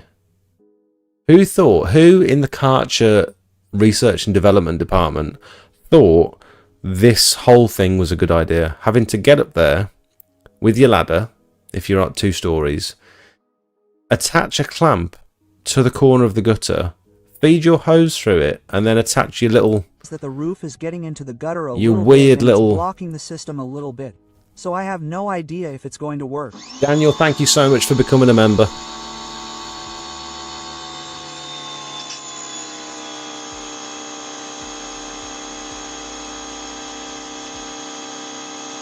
I have 2 problems. First problem, it's not moving forward on its own. Maybe it's rubbing a little bit with the tiles that are on top. Second problem, when you try to push the wire to make it move forward, well, in the end, it doesn't push the system. I've moved a little further into the gutter. Let's see if it... Now, you might be able to see it better, but the system rubs against the tiles and can end up getting blocked by the tiles. I'm not sold. Now, I'm going to try to make it work just like that. Let's see how it goes.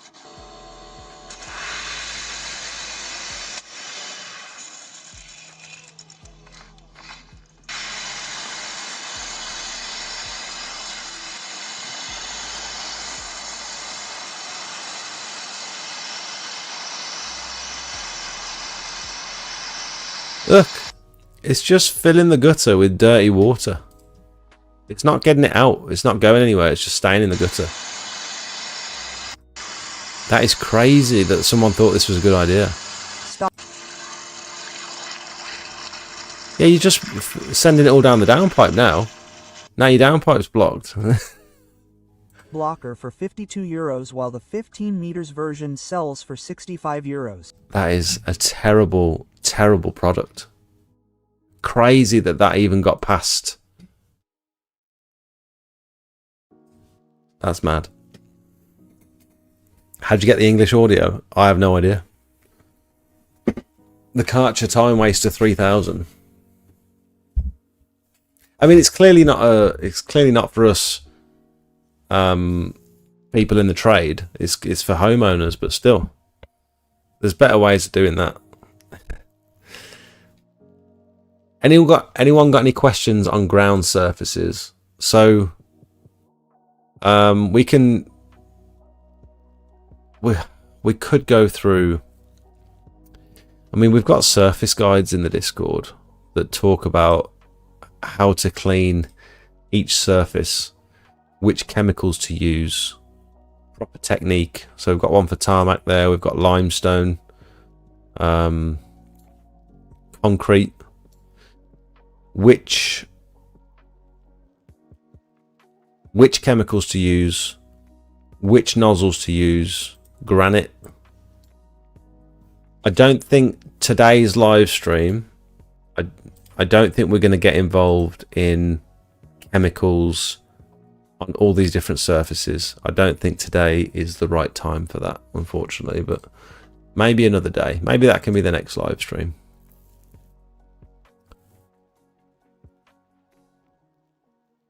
What's Mitch sending me?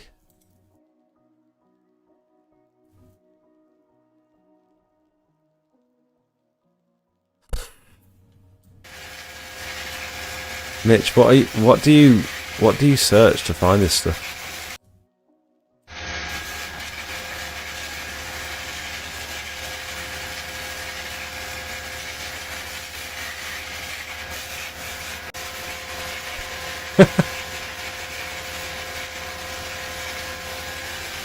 Can't tell if it's AI. I don't think it is.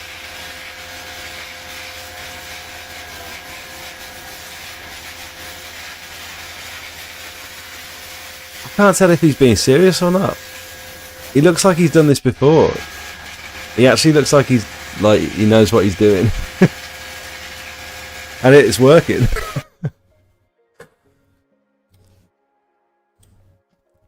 What's the other one? Yeah, he's done it before. He knows what he's doing. He's like playing the guitar with it.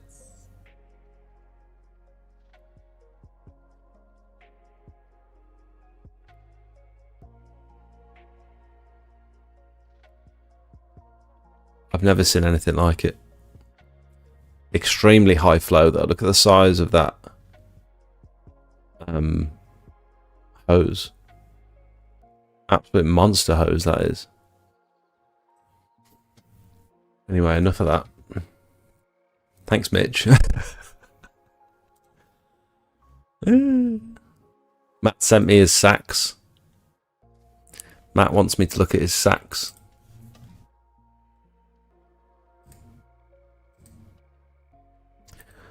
I need to get some zip ties to tie the top of my bags up. There's your prices there, look.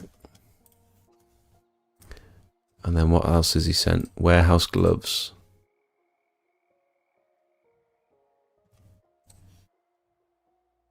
One to 9 packs, 40p. You get 12 in a pack. Huh? 40p not per pack. 40p per unit, is it? I don't understand. I might have to have a look on here later.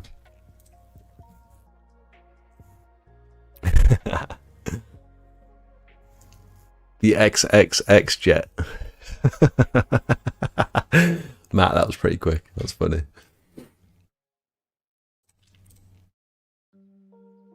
Twist wires. Oh, Matt's coming through with the goods. He knows what your boy wants.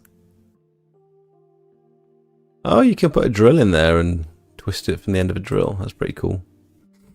Anyway, enough of that. We're talking pricing. What's next? Gutters, fascias, soffits. No one likes gutters, fascias, soffits. But we're going to go around about...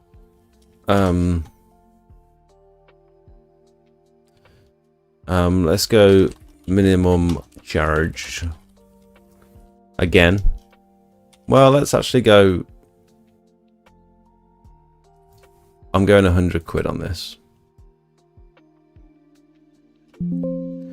I always get that wrong. Insert there below. Per side is 50 quid. And I ain't doing it for less. And I don't care what anyone says. It's just not worth it. Conservatory clean. Some people are charging per panel on conservatory cleans. I'd say I'm going 100 quid at the minimum charge again. Actually, I have done one. I've done a couple at 90 quid. Let's go. No, let's leave it at that. Conservatory clean, minimum charge. Conservatories always take way longer than you expect.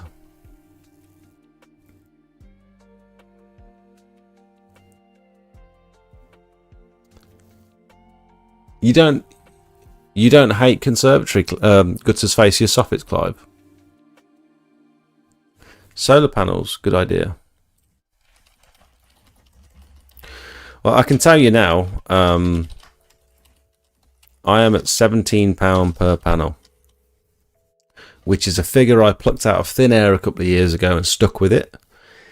Anything over, anything more than 15 or more equals £14 per panel.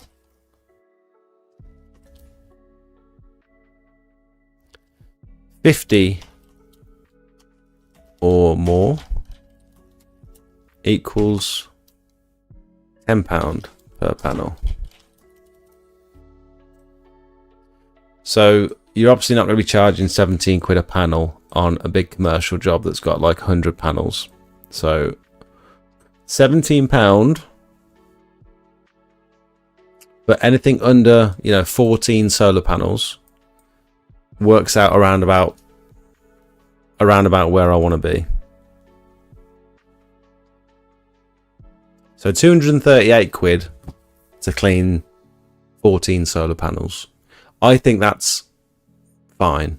We should have a minimum charge as well, I suppose. Can I just grab that and put it there?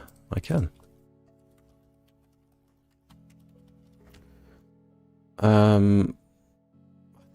I think 90 quid again, minimum charge.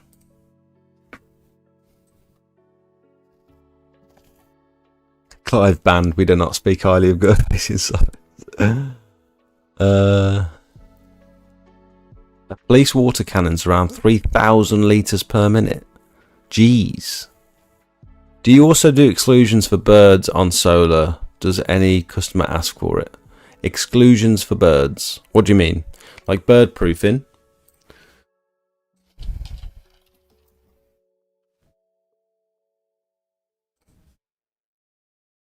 So we do have friend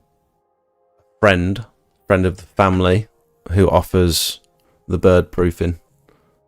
I don't do that myself. I subcontract it out to him. So he did some for us the other day. I think it was about 14 or 15 panels, and he charges like 500 quid, 10-year guarantee. It can be done in an hour. That doesn't include cleaning them, so he just puts the cages around the side. So cost of the cost of the materials, yeah, quite often he's done within the hour. On a dry day where he can just sort of climb on the roof, it's very quick. But he does a good job.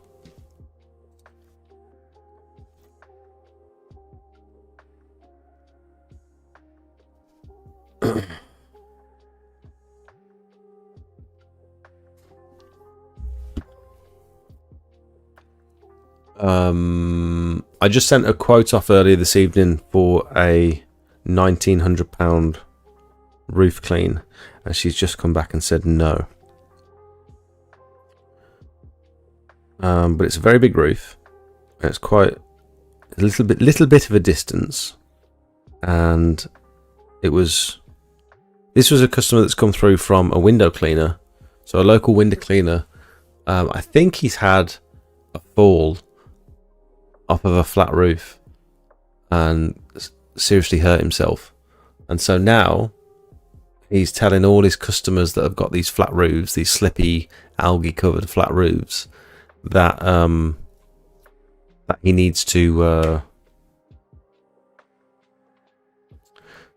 that they need to have all these flat roofs cleaned before he'll go up on them again. So he's passed a load of work for me, passed a load of work over to me to get all these flat roofs cleaned. So I put a quote in for this flat roof. She's come back and said, can you give us a price for the entire roof? And she decided that it was too much money, I guess.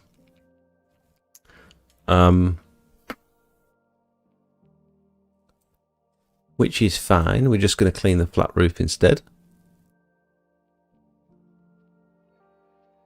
We're doing a big roof scrape tomorrow on a big man-made slate roof. Cherry picker job. Got a couple of nylon blades. It's going to be fun. I'm quite looking forward to it. It's going to be, I think it's going to be dry as well. Let's have a look.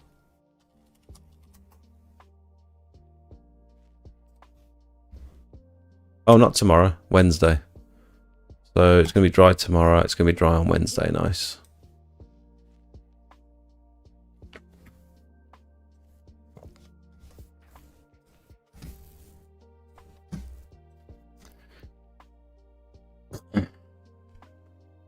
Conservatories can range between about 100 and 200 quid, I reckon. I'm just going to put 100 to 200 on conservatories, unless it's a monster. And we only clean the outsides. And generally with conservatory cleans, we're not just quoting for the conservatory roof. Very often, more often than not, the windows on the side of the conservatory need cleaning as well. So if you're going to clean the roof, you might as well be cleaning the glass around the outside. How many days on average do you work? I understand mentally you're working 7 days, but cleaning wise.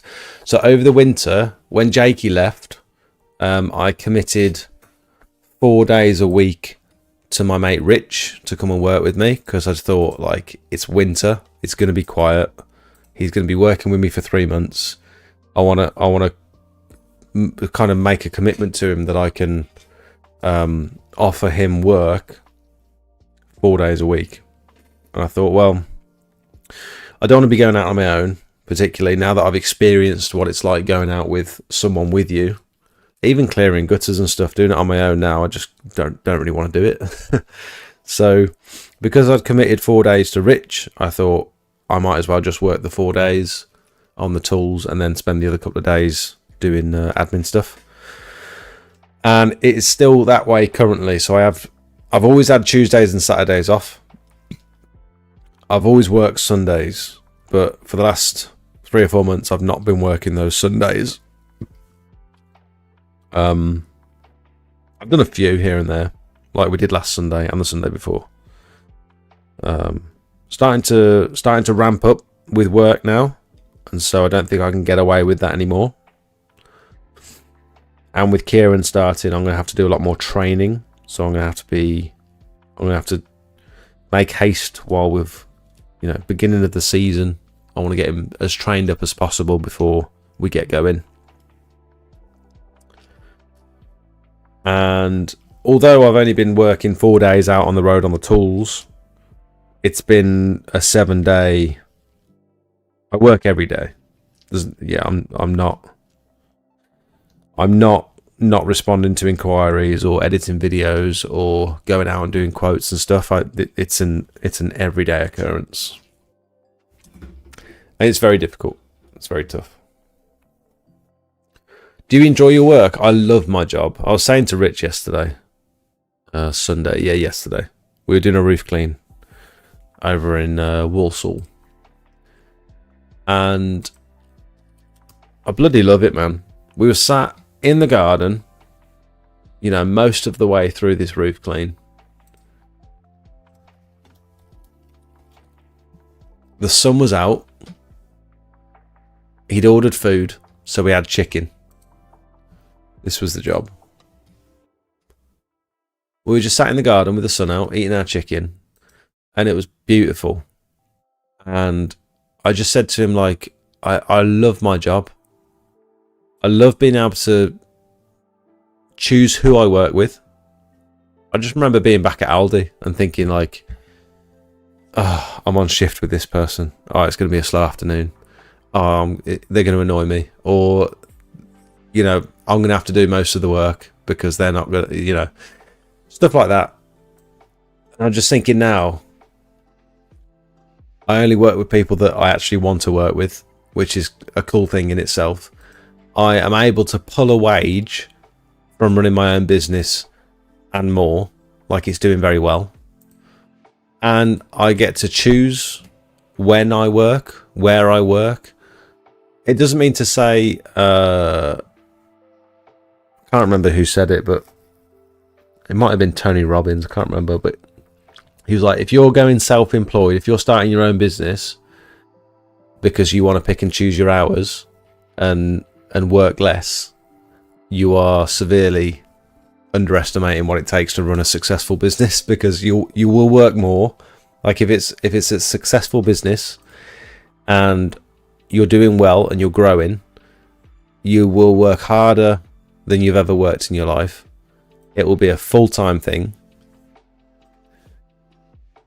and it will cause you more stress.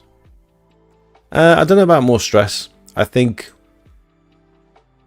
I've been extremely stressed in other jobs, but it's about the wrong things. Stressed about people, stressed about relationships, stressed about being miserable in the job that I'm in, stressed about not really feeling like I'm living up to my potential and earning enough money, and, you know, that sort of stress, rather than stress of being super busy. It's a different thing when you're working for yourself. But I love it. I'm so grateful that I can earn a wage from doing this. Anything on top of that is just a huge bonus. The fact that I can generate my own work and do it, and I've got happy customers and good reviews, and then I can get paid at the end of the month. There is nothing like that. There's nothing like working for yourself. And I would say to anyone, if you've got a if you feel like you're destined for a little bit more than what you're doing at the moment. I remember having all these ideas when I was doing all these jobs, all these different positions in retail, and I worked in a forge, and just waiting for the day to end. I remember that feeling of just, I couldn't wait until 4:30, 5 o'clock, or the end of my shift, because retail, it's always like 10 o'clock at night or whatever, something stupid. I could not wait for the day to be over so that I can go home and do my own thing and get away from people that I just didn't want to work with. And I always felt like I'm wasting my potential here. I've got so much more to offer. I've got all these ideas, and no one wants to listen because they just don't care. They just want to crack on. I'm just thinking, this could be so much better if we just put like a little bit of effort in here, or even just thinking, why are we doing this? This is such a waste of time. I remember working for Maplin, and we all knew the shop was closing down.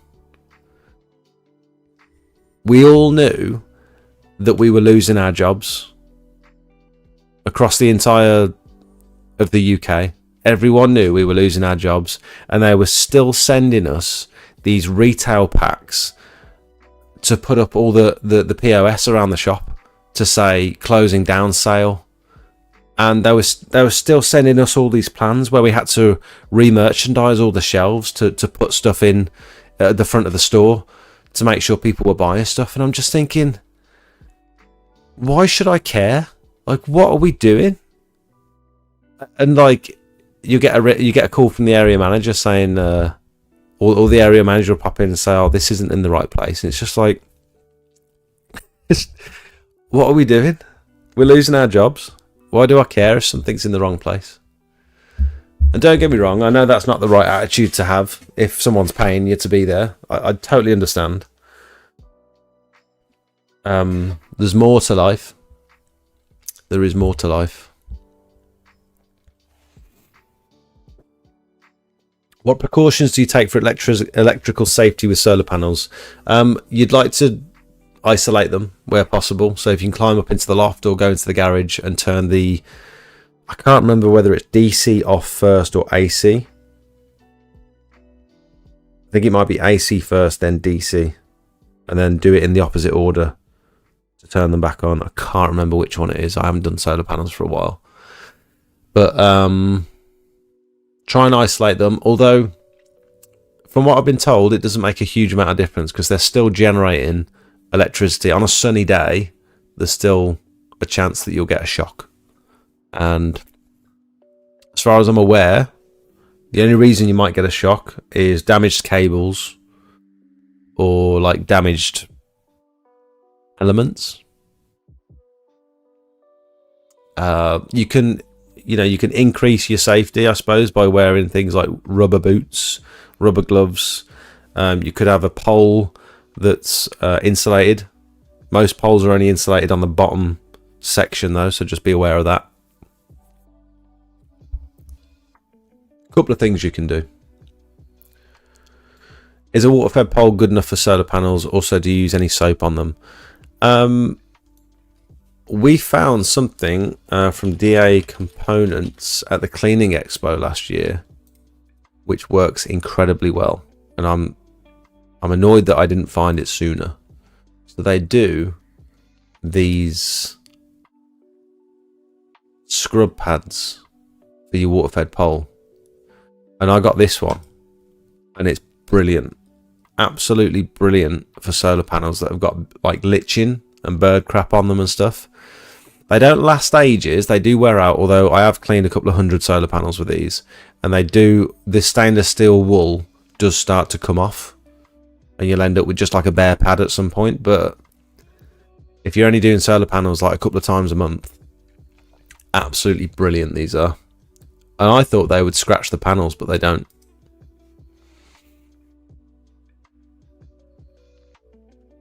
Well worth the investment. If I was going to the expo, I'd grab another couple of them. But yeah, other than that, it's just a water-fed pole with the brush on the end.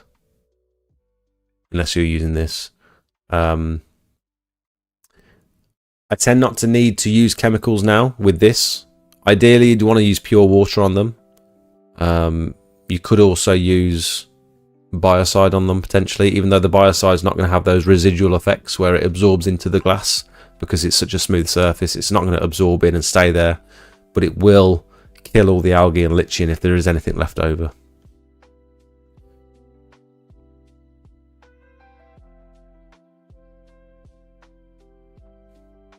She's watching your live stream. Oh, the customer, you mean? Yeah, maybe. Is a water-fed pot... read that one. Do you enjoy your work? Read that one. How many days? Read that one.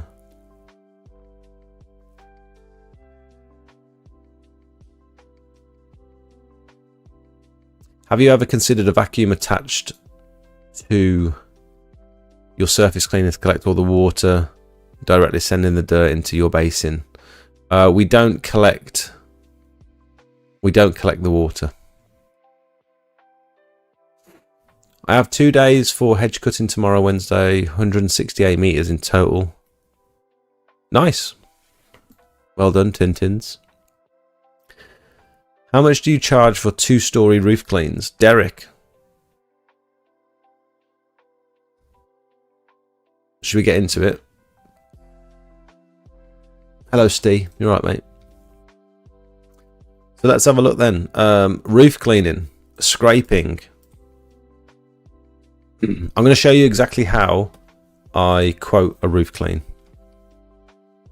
right now, this very second. So let's take ideally one that's got access around the side. These are big roofs, man.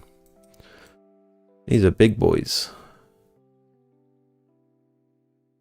All these roofs in Birmingham are so awkward with the side elevations. In Redditch, most of them are just like front and back, but in Birmingham, you get all these awkward bits on the side, and they're always jammed between two houses, so you can never get to it very well.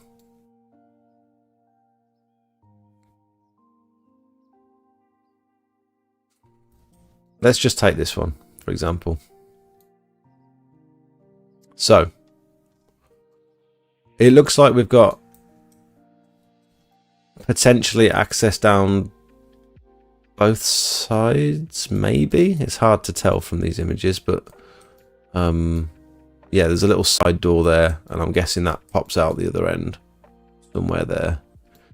So we've got side access. It's not perfect. Side access, you'd prefer something like this, where you can clearly walk around and carry your equipment through.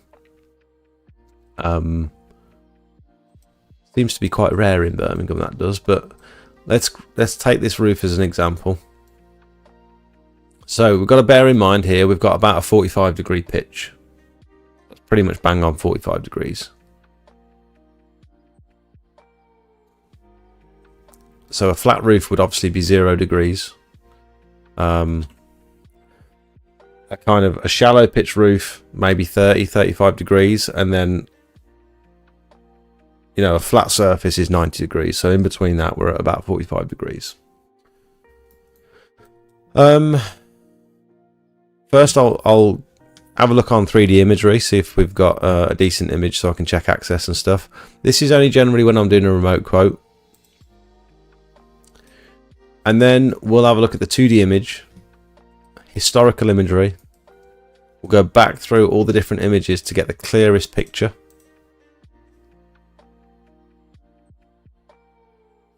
Ideally from directly above.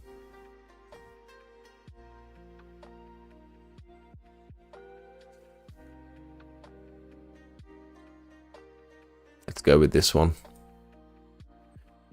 So I'm going to measure it, get the little measuring tool out, right to the corner of the gutters.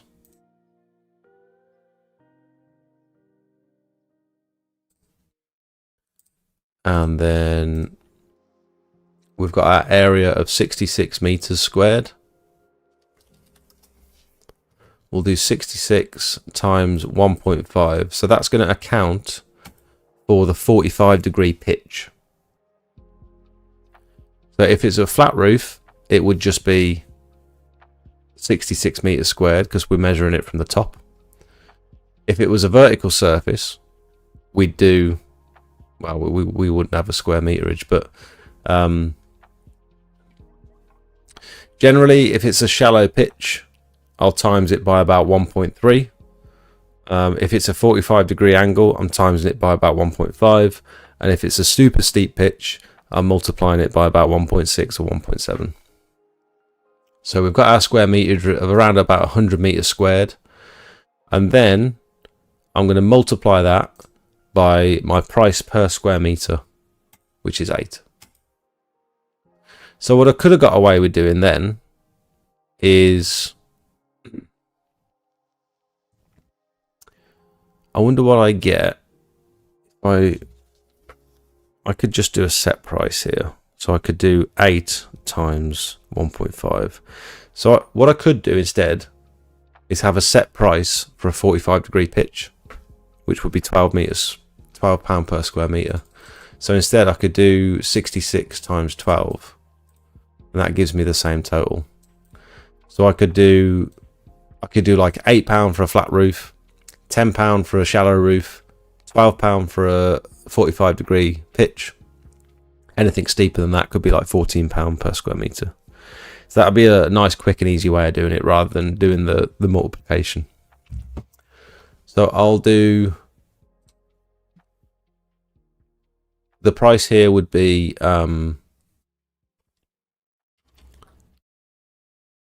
area times pitch times about £8. This can change depending on access. So if it's like a super easy bungalow, for example, I might do £7. If the access is really difficult, I might do £9. And now I'm charging scraping and pressure washing the same because of our methods at the minute. I'm leaning ever so slightly towards preferring scraping over pressure washing roofs for a multitude of factors, but pressure washing is just incredibly messy, lots of setup, I think a lot more risk, a lot more hassle, a lot more cleanup at the end of the day.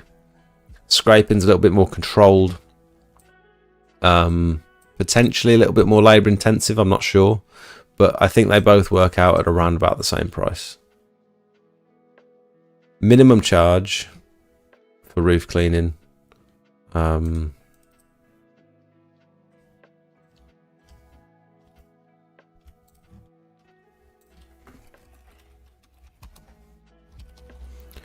is £700. And then we'll also do access equipment cost plus 10%.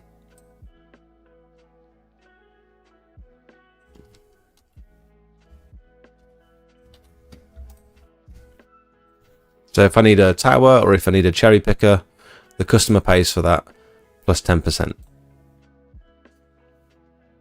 And this includes, all of these services include a biocide treatment as well. I've not used the Marshall Air. No. Sorry, I did use it at the expo actually. I did have a little play with it. We had Exterior Essentials on the other week, and he absolutely raves about the Marshall Air. So if you haven't already watched that episode of the podcast, you can scroll back a week or two. Jay from Exterior Essentials, episode 136. He spoke about it in detail. We had some audio issues at the beginning for the first like 20 minutes, but we got them sorted out in the end. Oh, you've seen it already? Okay. Are you going to get a cherry picker van anytime soon? No. No, I'm not going to buy a tower, and I'm not going to buy a cherry picker. I just don't think... I think that's the sort of thing that would take up too much space, and yes, we'd use it, but I don't pay for it anyway. The customer pays for it, so there's no real point in having one hanging around, I don't think. I'm quite happy just hiring it for every job and just having the customer pay for the hire. It's very cheap for a property like that. I'd be at 1,200 plus 50 for the bio, but I would include the tower if needed. Maybe a small amount. £800 would be what we charge for a small standard. Let's have a look. Have I underpriced this job? So, what did I say? 66 times 12. Almost £800, so just shy of £800 plus the cost of hire. Is that too cheap?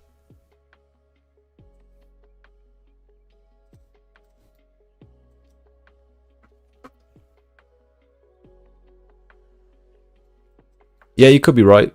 Although it's a very shallow, it's a very short roof. Do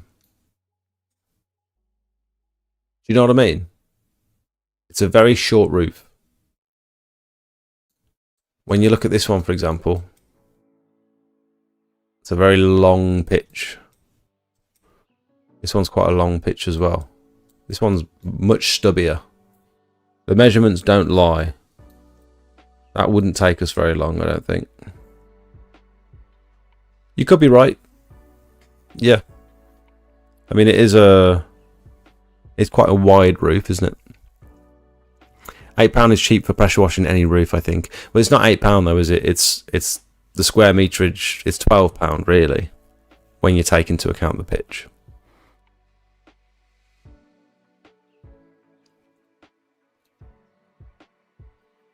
This one, for example, let's do this one. So that pitch is about 45 degrees.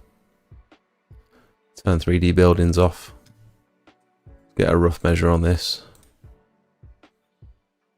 Just going around the perimeter.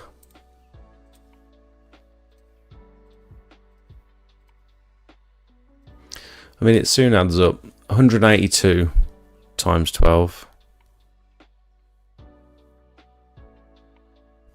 It's 2,180 quid for this roof.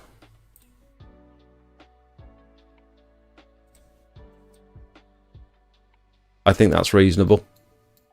Personally, I think that's about bob on for something of that size. I feel like it just sort of works out in the end when you price stuff by the square meter. I mean, access on that side is going to be very, very annoying. Maybe you do it from the neighbour's flat roof there. But yeah, could potentially be very annoying. How did you use the measure areas when you first started? How did you use to measure areas when you first started? Yeah, it was 99 times 8. It was 66. So the initial measurement was 66 square meters times 12, or 66 times 1.5, which is 99 times 8, which is the same price, 792 quid. Plus VAT or VAT included. We don't charge VAT at the moment. We probably will be charging VAT this year. How did I used to measure areas? I used to use a tape measure or Google Earth. So for this driveway, for example, I would just do my best.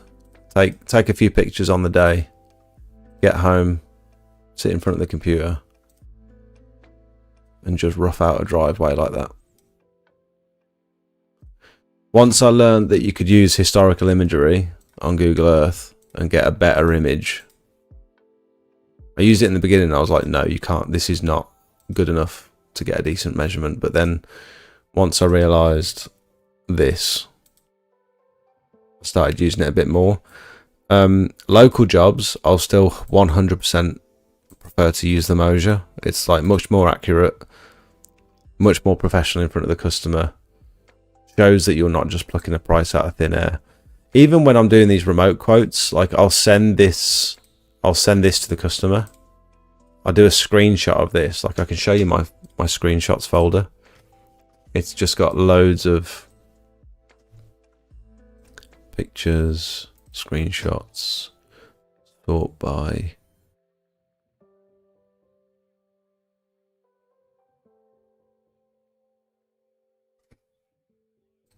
I don't want to give away customers' addresses and stuff, but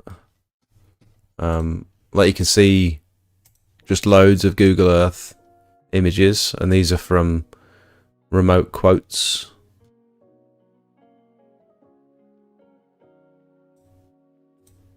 Where I've took a picture. I'll just use that one as an example. I took a picture with the area there. And then when I send the quote, I'll say 158 square meter patio clean with chemical treatment is going to be this much money.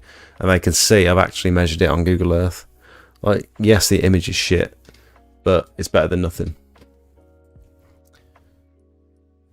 I'd much rather use the Moser in person where it makes sense, because there's a lot of quotes from up and down the country that we're not visiting in person.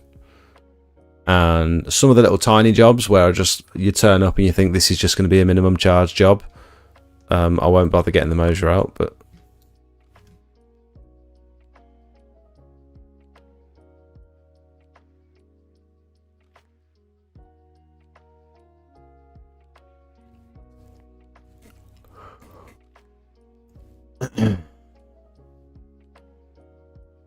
The work and the cleanup, any pressure washing job has to be a minimum of 10 quid for me.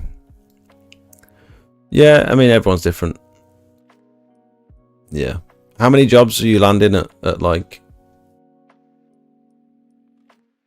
at your prices? How many roof cleans are you landing? Like, on a percentage of no's to yeses, what would you say you're at with those prices? Curious to know. Yep, still use the Moja. Are these roofs being cleaned with a small surface cleaner or the power nozzle? Doesn't matter either. Whatever the job takes. Hopefully whoever comes in will up the VAT threshold. Can the drone measure area? So take the photo, then measure out the area for you. You can put drone footage into 3D scanning software and then take measurements from that, but I just can't be bothered to do all that work. Keith, no worries, mate.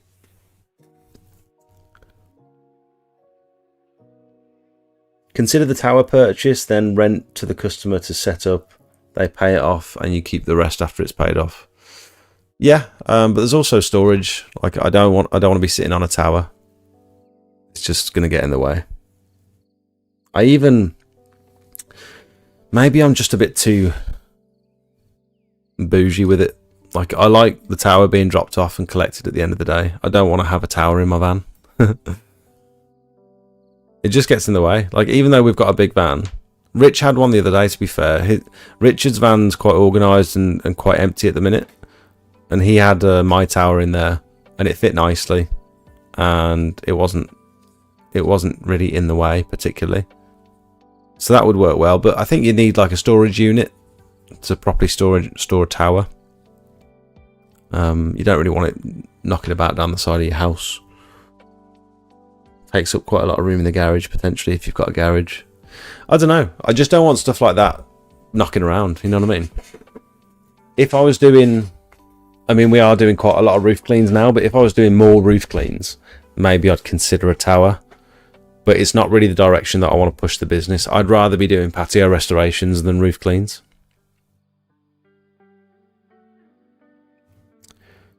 The Moja is great for the 3D image. It can show where you're going to get the drainage issues. Yep. Probably 2 in 3 if it's remote. 9 out of 10. 9 out of 10 if it's in person. Bloody hell. You're doing better than a lot of people, Steve, when it comes to selling roof cleans. Expensive drones have LiDAR now, but they're 1200 quid plus. I love the idea of LiDAR. I would love to just go over the sea, or go over a local wooded area and just fly the drone over and get like LiDAR images like these and find. Imagine coming across like an ancient structure under all the foliage and stuff. Have you seen the LiDAR images of the Amazon? Where they've found insane old temples and structures, but you can't get there. You can't walk there. You can't access it. So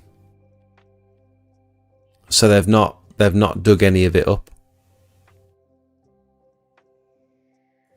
Some of it could even be like fully surface level, but it's just covered with so much brush that it's not really like accessible. But this stuff fascinates me. I absolutely love it. Like ancient megaliths and stuff. I think it's such a cool thing. I'd love to make a discovery like this. Like I'm not putting any effort into trying to make a discovery, but imagine being that person that you get a LiDAR image like this and you just publish it to the world. Young Redditch man finds ancient temple in local forest. Very cool.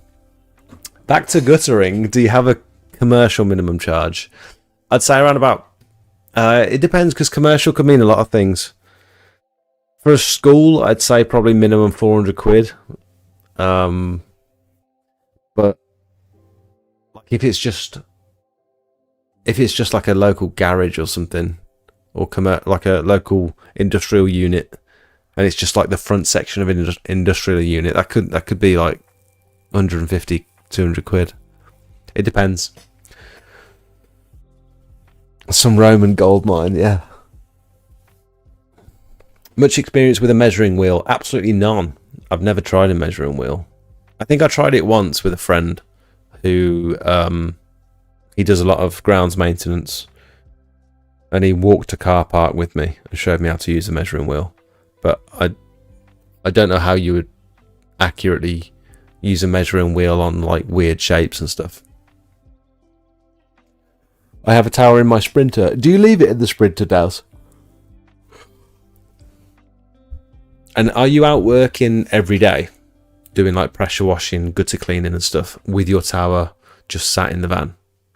And does it get in the way? So I can imagine, for us, that would 100% get in the way. Got too much stuff in the van already.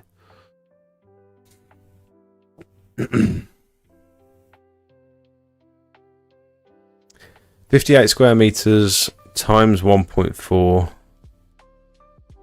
81 times 8, so would be a minimum charge for that. Impressive.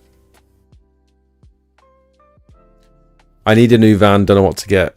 H2L2 size wise seems to be a great size van.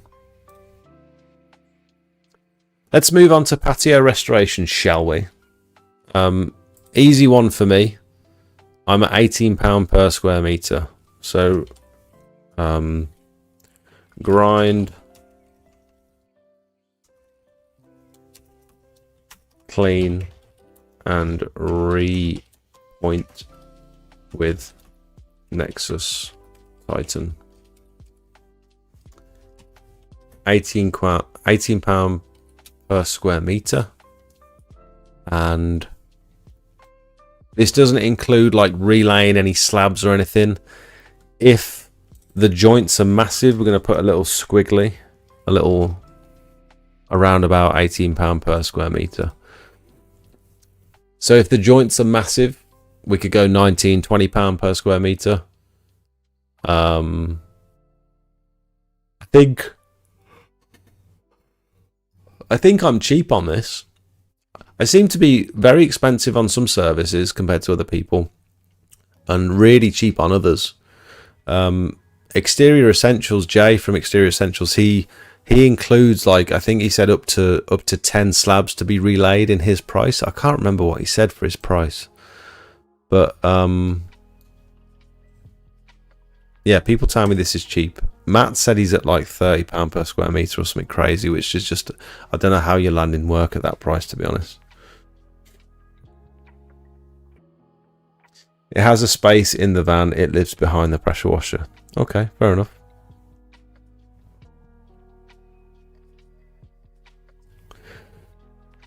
Have you booked it in for next Monday? Steve's just having his own chat with Craig in the live stream chat. Have you not got each other's number? You can just send each other a text. No? You weirdo.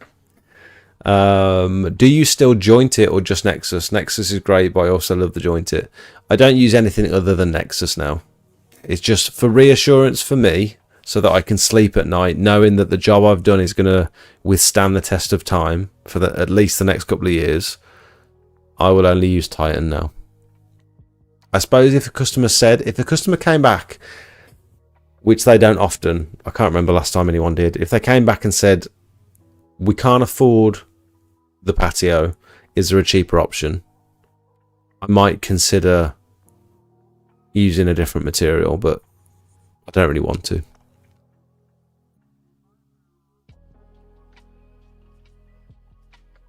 Those jobs with the Titan you've done look great. I've seen people do it at £22 per square meter. Yeah, people. Maybe that's including relaying slabs and stuff. I don't know. Everyone offers a slightly different level of service, don't they? I'm not saying mine's, just because mine's cheap, it doesn't mean mine's worse than anyone else's. And just because theirs is more expensive, it doesn't necessarily mean theirs is a better service than mine. I don't know. We're just different, aren't we? They spend all day together, then come on here to carry on. Yeah. Restoration, I'm at 18 to 25 pound per square meter. 18 would be fine if the joints are basically gone, or if I know I can blast them out with a turbo nozzle. Yeah, some of that cheaper brushing jointing compound you can just get away with. Although I think it makes more of a mess, to be honest. I'd rather, even if it's the cheap stuff, I've tried blasting it out once because Craig told me, just if it's like super brittle, just blast it out with a turbo. And I tried that, and I was there longer than I would have been if I was doing it with just the pressure washer. I actually remember which job I did it on as well, and I didn't enjoy it. I felt like I was firing water underneath the slabs. I felt like it wasn't very effective at removing everything, and there were still high spots in the mortar underneath the jointing compound that still needed to be ground down for me to do my bit afterwards. So I just did. I'm not doing that again. I didn't like it. I always grind it out first, sweep it, clean it, and then do the compound.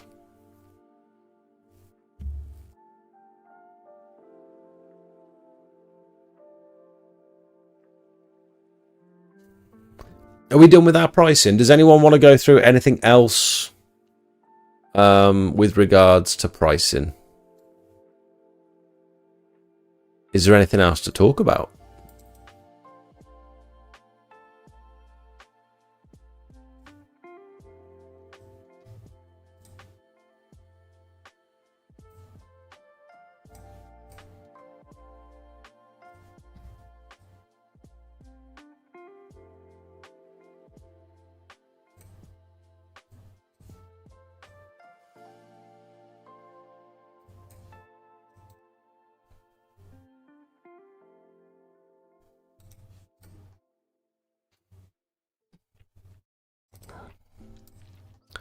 Anyone else want to talk about anything else with regards to pricing?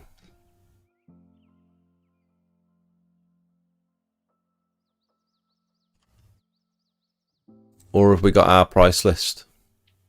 Are we done?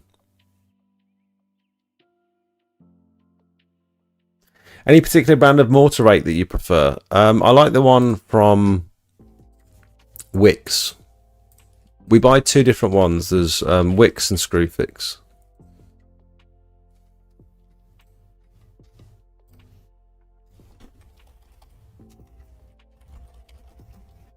I like this one.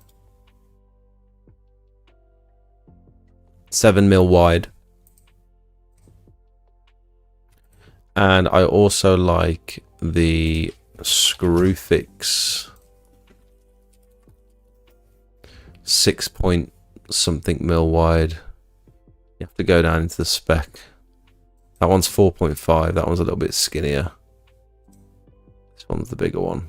Down into the spec. 6.4. So there's that one. The Erbauer, or Erbauer, as Craig calls it. Or there's that one. I think I prefer this one, personally. A little bit cheaper. And I think it seems to last a little bit longer than these ones.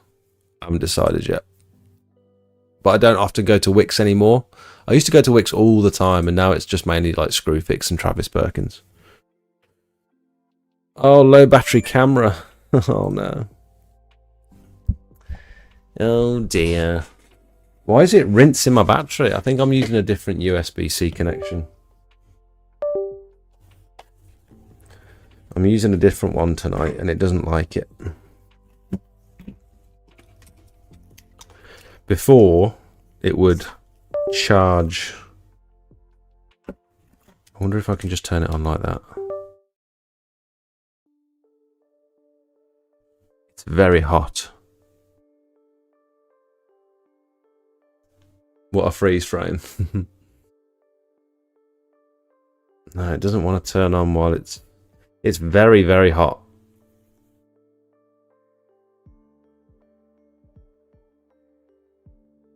Maybe I'm going to leave the camera off. I don't want to ruin it. No camera. You're just going to get a freeze frame now. Do you use the DJI cams? Yes.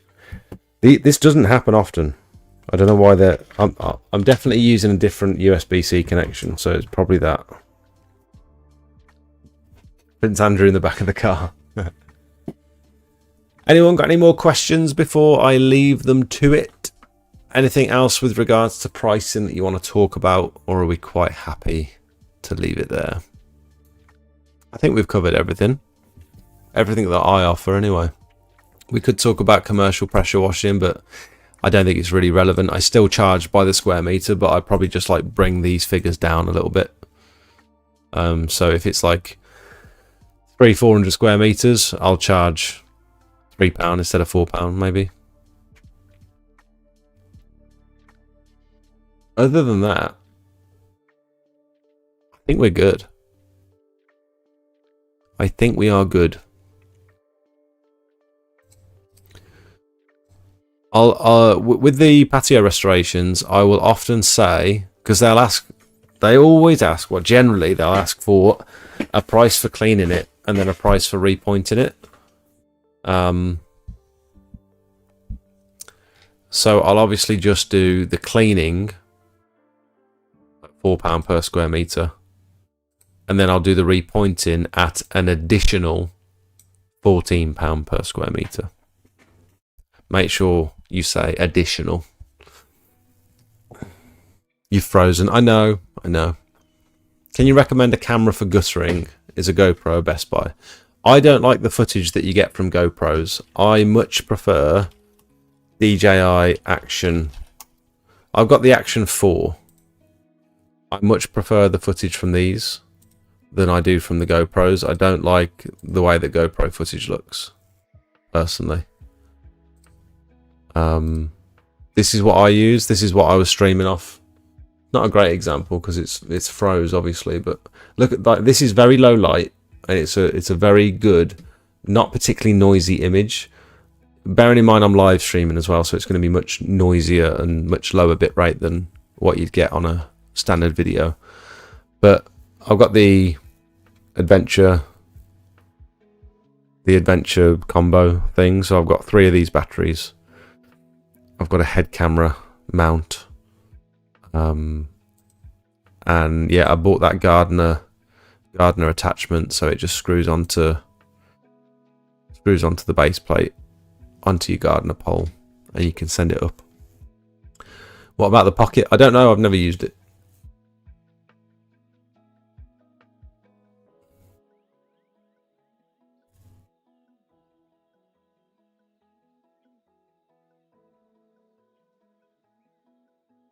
Sorry, just catching up, Jake. What is your minimum cost per job? Fuel, machine, wear and tear. Just a comparison to your minimum charge. Good question. I don't know. Before my day rate, for me to make a profit, my day rate as a one-man band, I was saying I need to make around about £235 per day for me to take profit from the business, and that includes like fuel, insurance, wear and tear, all that sort of stuff, tax, yeah, just general running costs. But that was when I was on my own. Now I've got a lot more overheads. I employ people. When I say people, I've only ever had one employee, which is Jakey. Occasionally I'll have other people working with me, like my brother or Rich. Now that Jakey's leaving, I'll be training up Kieran, he's on a salary, and Jakey will still be working with us until the end of April, I hope.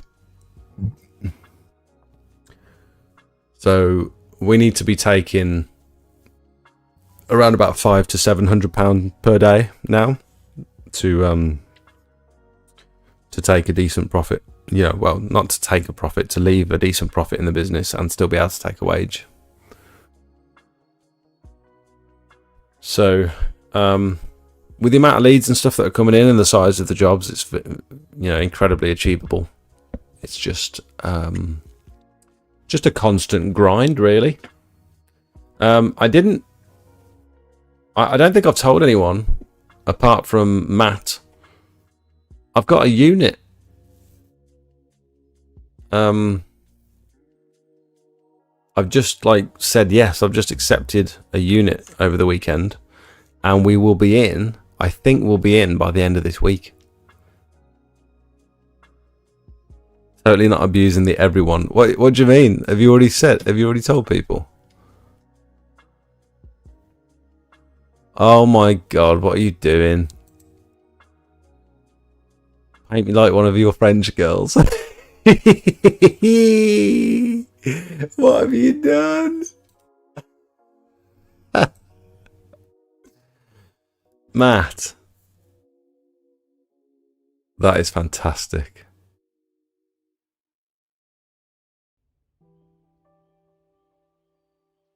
Pictures or lies? I can show you some pictures. Matt, did I send you the pictures on the Discord or not?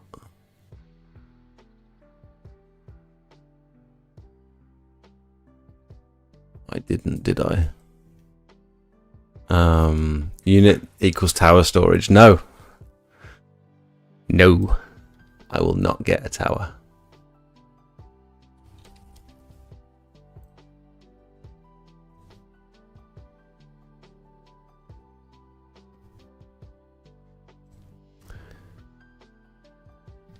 Here she is. She's only a little dinger. It's a very humble start. Humble beginnings. Very small. You might even see next week's live stream might be from the unit. If I can reliably hotspot from my phone, because I won't have internet in there straight away, we might be live streaming from the unit. It's got a little extension down the side, so this is the biggest unit in this row because it's got this extension. This used to be an office, but it looks a bit miserable for an office, so I think I'm probably going to end up putting racking down here. Maybe. I'll have a workbench across here. I'll have a desk here. Maybe like a sink and a kettle and stuff. Pallet of sand. Rack in with all my chemicals, my tubs of jointing compound. I'm very proud. It's perfect for what I needed.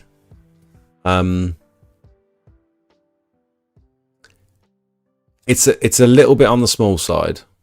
It's a tiny bit on the small side, and I can imagine within 12 months I'd have definitely outgrown it. I had plans of having an office, a podcast studio, and then obviously the storage and stuff for all my other bits and bobs. But I've got to rein in my plans a little bit, because all the other ones I was looking at, they were between £1,200 and £1,600 for something around about the size that I wanted, and that was generally plus VAT. The cost of the deposit, they'd want 3 to 6 months plus VAT deposit up front, which was almost 10 grand. If you take £1,300 unit times VAT, which is 1.2, so 1,560 times 6 months, it's almost 10 grand just for the deposit, which is just stupid. I don't want to pay that. That's crazy. Your webcam is stuck. I know, Peter. Thank you. It's it sort of overheated and the batteries died. I've got it plugged into the wrong cable, so this is the look of the live stream at the minute. I don't want to be paying this just in a deposit for something that might not even have a sink in the corner or a toilet seat. You know what I mean? I've been to look at some of them, and the toilet is hanging out the wall, and the windows are just I don't know. I imagined it, slightly different. And I don't want to be paying 1,500 quid a month for some storage, basically. When you can, you know, that's a decent mortgage, that is 1,500 quid a month. It just seems a little bit backwards to me. So the one I'm paying for now is £850 a month. And the deposit is nothing. Because my friend manages it. I had a look on Facebook Marketplace randomly when I got let down on the last unit because they wouldn't negotiate. That's the other thing. Some of these bigger units, they want a 3-year term. They want you to sign a 3-year contract. So if your business goes bust within the first year, you're liable for the next 2 years worth of rent. 50 grand. Yeah, it's in the region of 50 grand. And so I just said, like, can we negotiate a 12-month term? Because I can't come up with 50 grand if my business goes down the Swanee. I can come up with 12 months rent at short notice if my business goes down the Swanee. I'm just being honest with you. And they said, well, if you want a shorter term, instead of 3 years, if you want 12 months, we're going to charge you another £250 a month in rent. It's like, what? Just for a bit more flexibility in the contract. So the whole thing was just pissing me off. And then one morning, I had a quick look on Facebook Marketplace. Found an ideal little unit, quite local. Good price, £850 a month. And then I scroll down, and it's my mate. Local tradesman. I used to ride BMX with him. He rides mountain bike. I used to ride BMX. We still talk every now and again. We text. He passes me work. I pass him a little bit every now and again. And he manages the unit. It's perfect. It's a great start.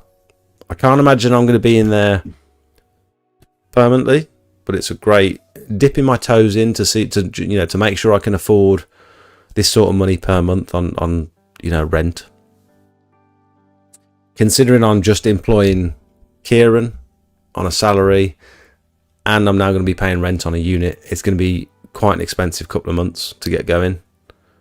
To break even now, for me to take a wage and break even, I'm going to have to be making like over 7 grand a month, which is very achievable. It's just when you say it out loud, it's like, bloody hell. I remember when I first started, and I was happy with 2 grand a month. Like, I was really working my arse off to try and generate a wage from the business. My wage was about 2 grand a month. And now a bad month is 7, which is, me and Steve might have to think about a unit. Yeah, I mean, I've been putting it off for ages because I like to think that you don't need it. I like to think if you keep your kit simple and you don't try and offer too many services, you shouldn't really need a unit. But now that I'm employing people, and I'm potentially trying to take a little bit of a step back off the tools so I can focus on the admin and the video editing and stuff. What I really want is a base of operations for the lads to... They arrive in the morning, they set up the van with whatever they need for the day, and then they head out on the road. They can have a coffee, they can have a bit of breakfast there in the morning. All the supplies are on the shelf. There's a pallet of sand in the corner. Chemicals are always stocked up. We've got equipment in each section, so we've got like a bag for the climbing, for the roofs, for the rope, the ascenders and all that sort of stuff, the harnesses. We've got roof cleaning equipment, we've got ladders, we've got ceiling stuff, ceiling materials, tools, sealers, grinders, a box for grinders. Like, it's all where it, nice and organized on the racking, on the shelves where it needs to be. Because we offer all these different services, I just don't want it like hanging around down the side of the house or having to ferret through the shed just to find stuff. Like I want it to be more organised. And if Kieran's going to be driving the van now instead of me, I want to make his life as easy and as organised and as simple as possible. So he can just come in the morning, check the calendar. Right, we've got a repointing job on today. Let's grab the grinding box. Grab the repointing box. Oh, we've got a roof clean today. We're doing a scrape, so let's grab the scraping box. And we'll need the harnesses as well, so let's grab them. I want to make it super easy for him.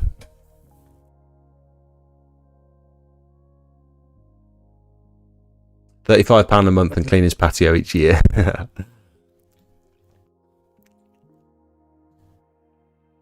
I've got my uncle's garage. It's £35 a month. Gated CCTV block. Yeah, that's perfect. That's so good, isn't it? I was being super picky about what I wanted as well. I really wanted something super local, like just on the doorstep, but I couldn't find anything.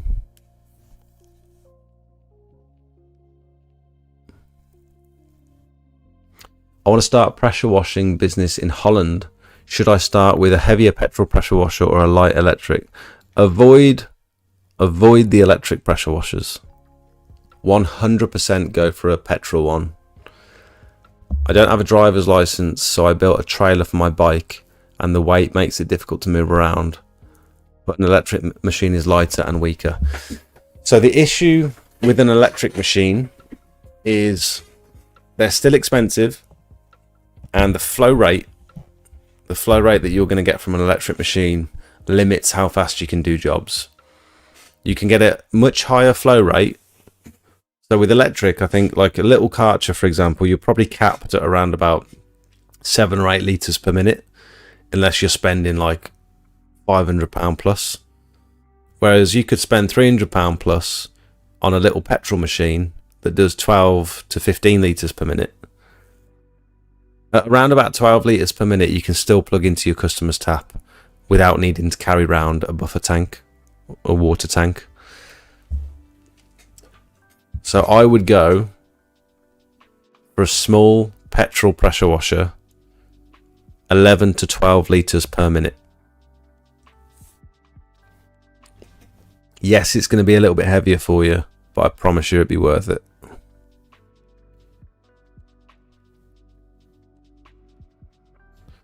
We won't be thinking about a unit. We've both got a garage and don't even need that.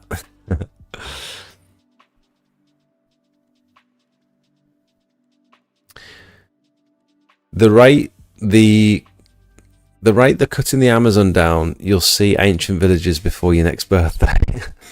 Bobby, I think you're a little bit far behind, mate. No window cleaning box. Window cleaning box? What do you mean? Oh, I get you.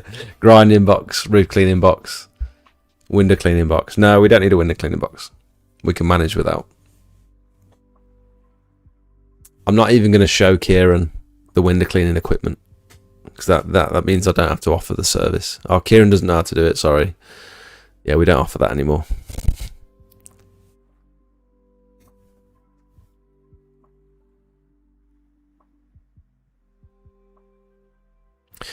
Guys, and is hypo a necessity? Yes. Yeah, I would 100% say yes, but do a little bit of research, and if you can get some chemical training as well, that'll be ideal.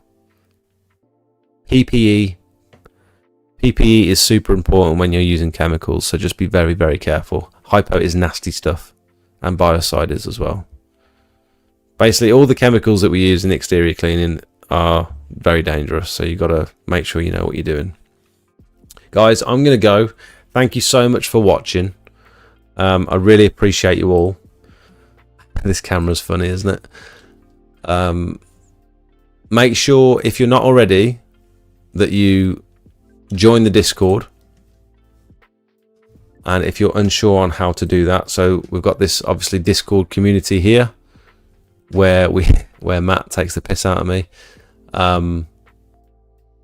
We talk about marketing, we talk about sealing, we talk about cleaning render, roof cleaning, chemicals, Health and safety, not so much.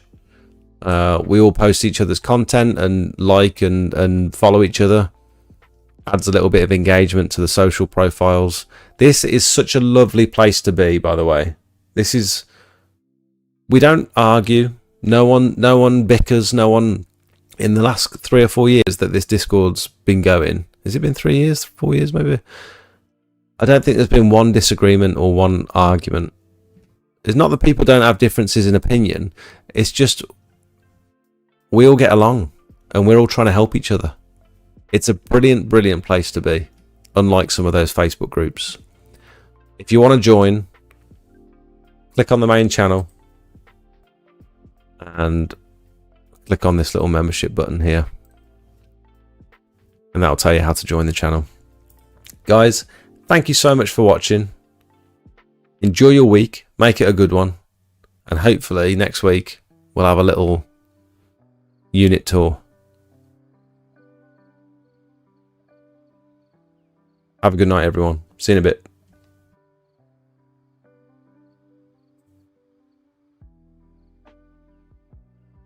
Wait, what's the video? What's the video in the Discord? Before I go, what is the video? What the hell? What?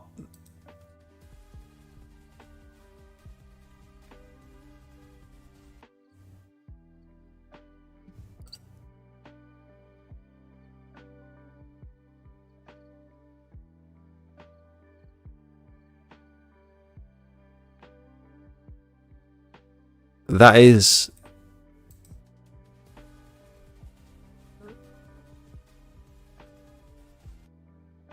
Okay. On that note, have a great week.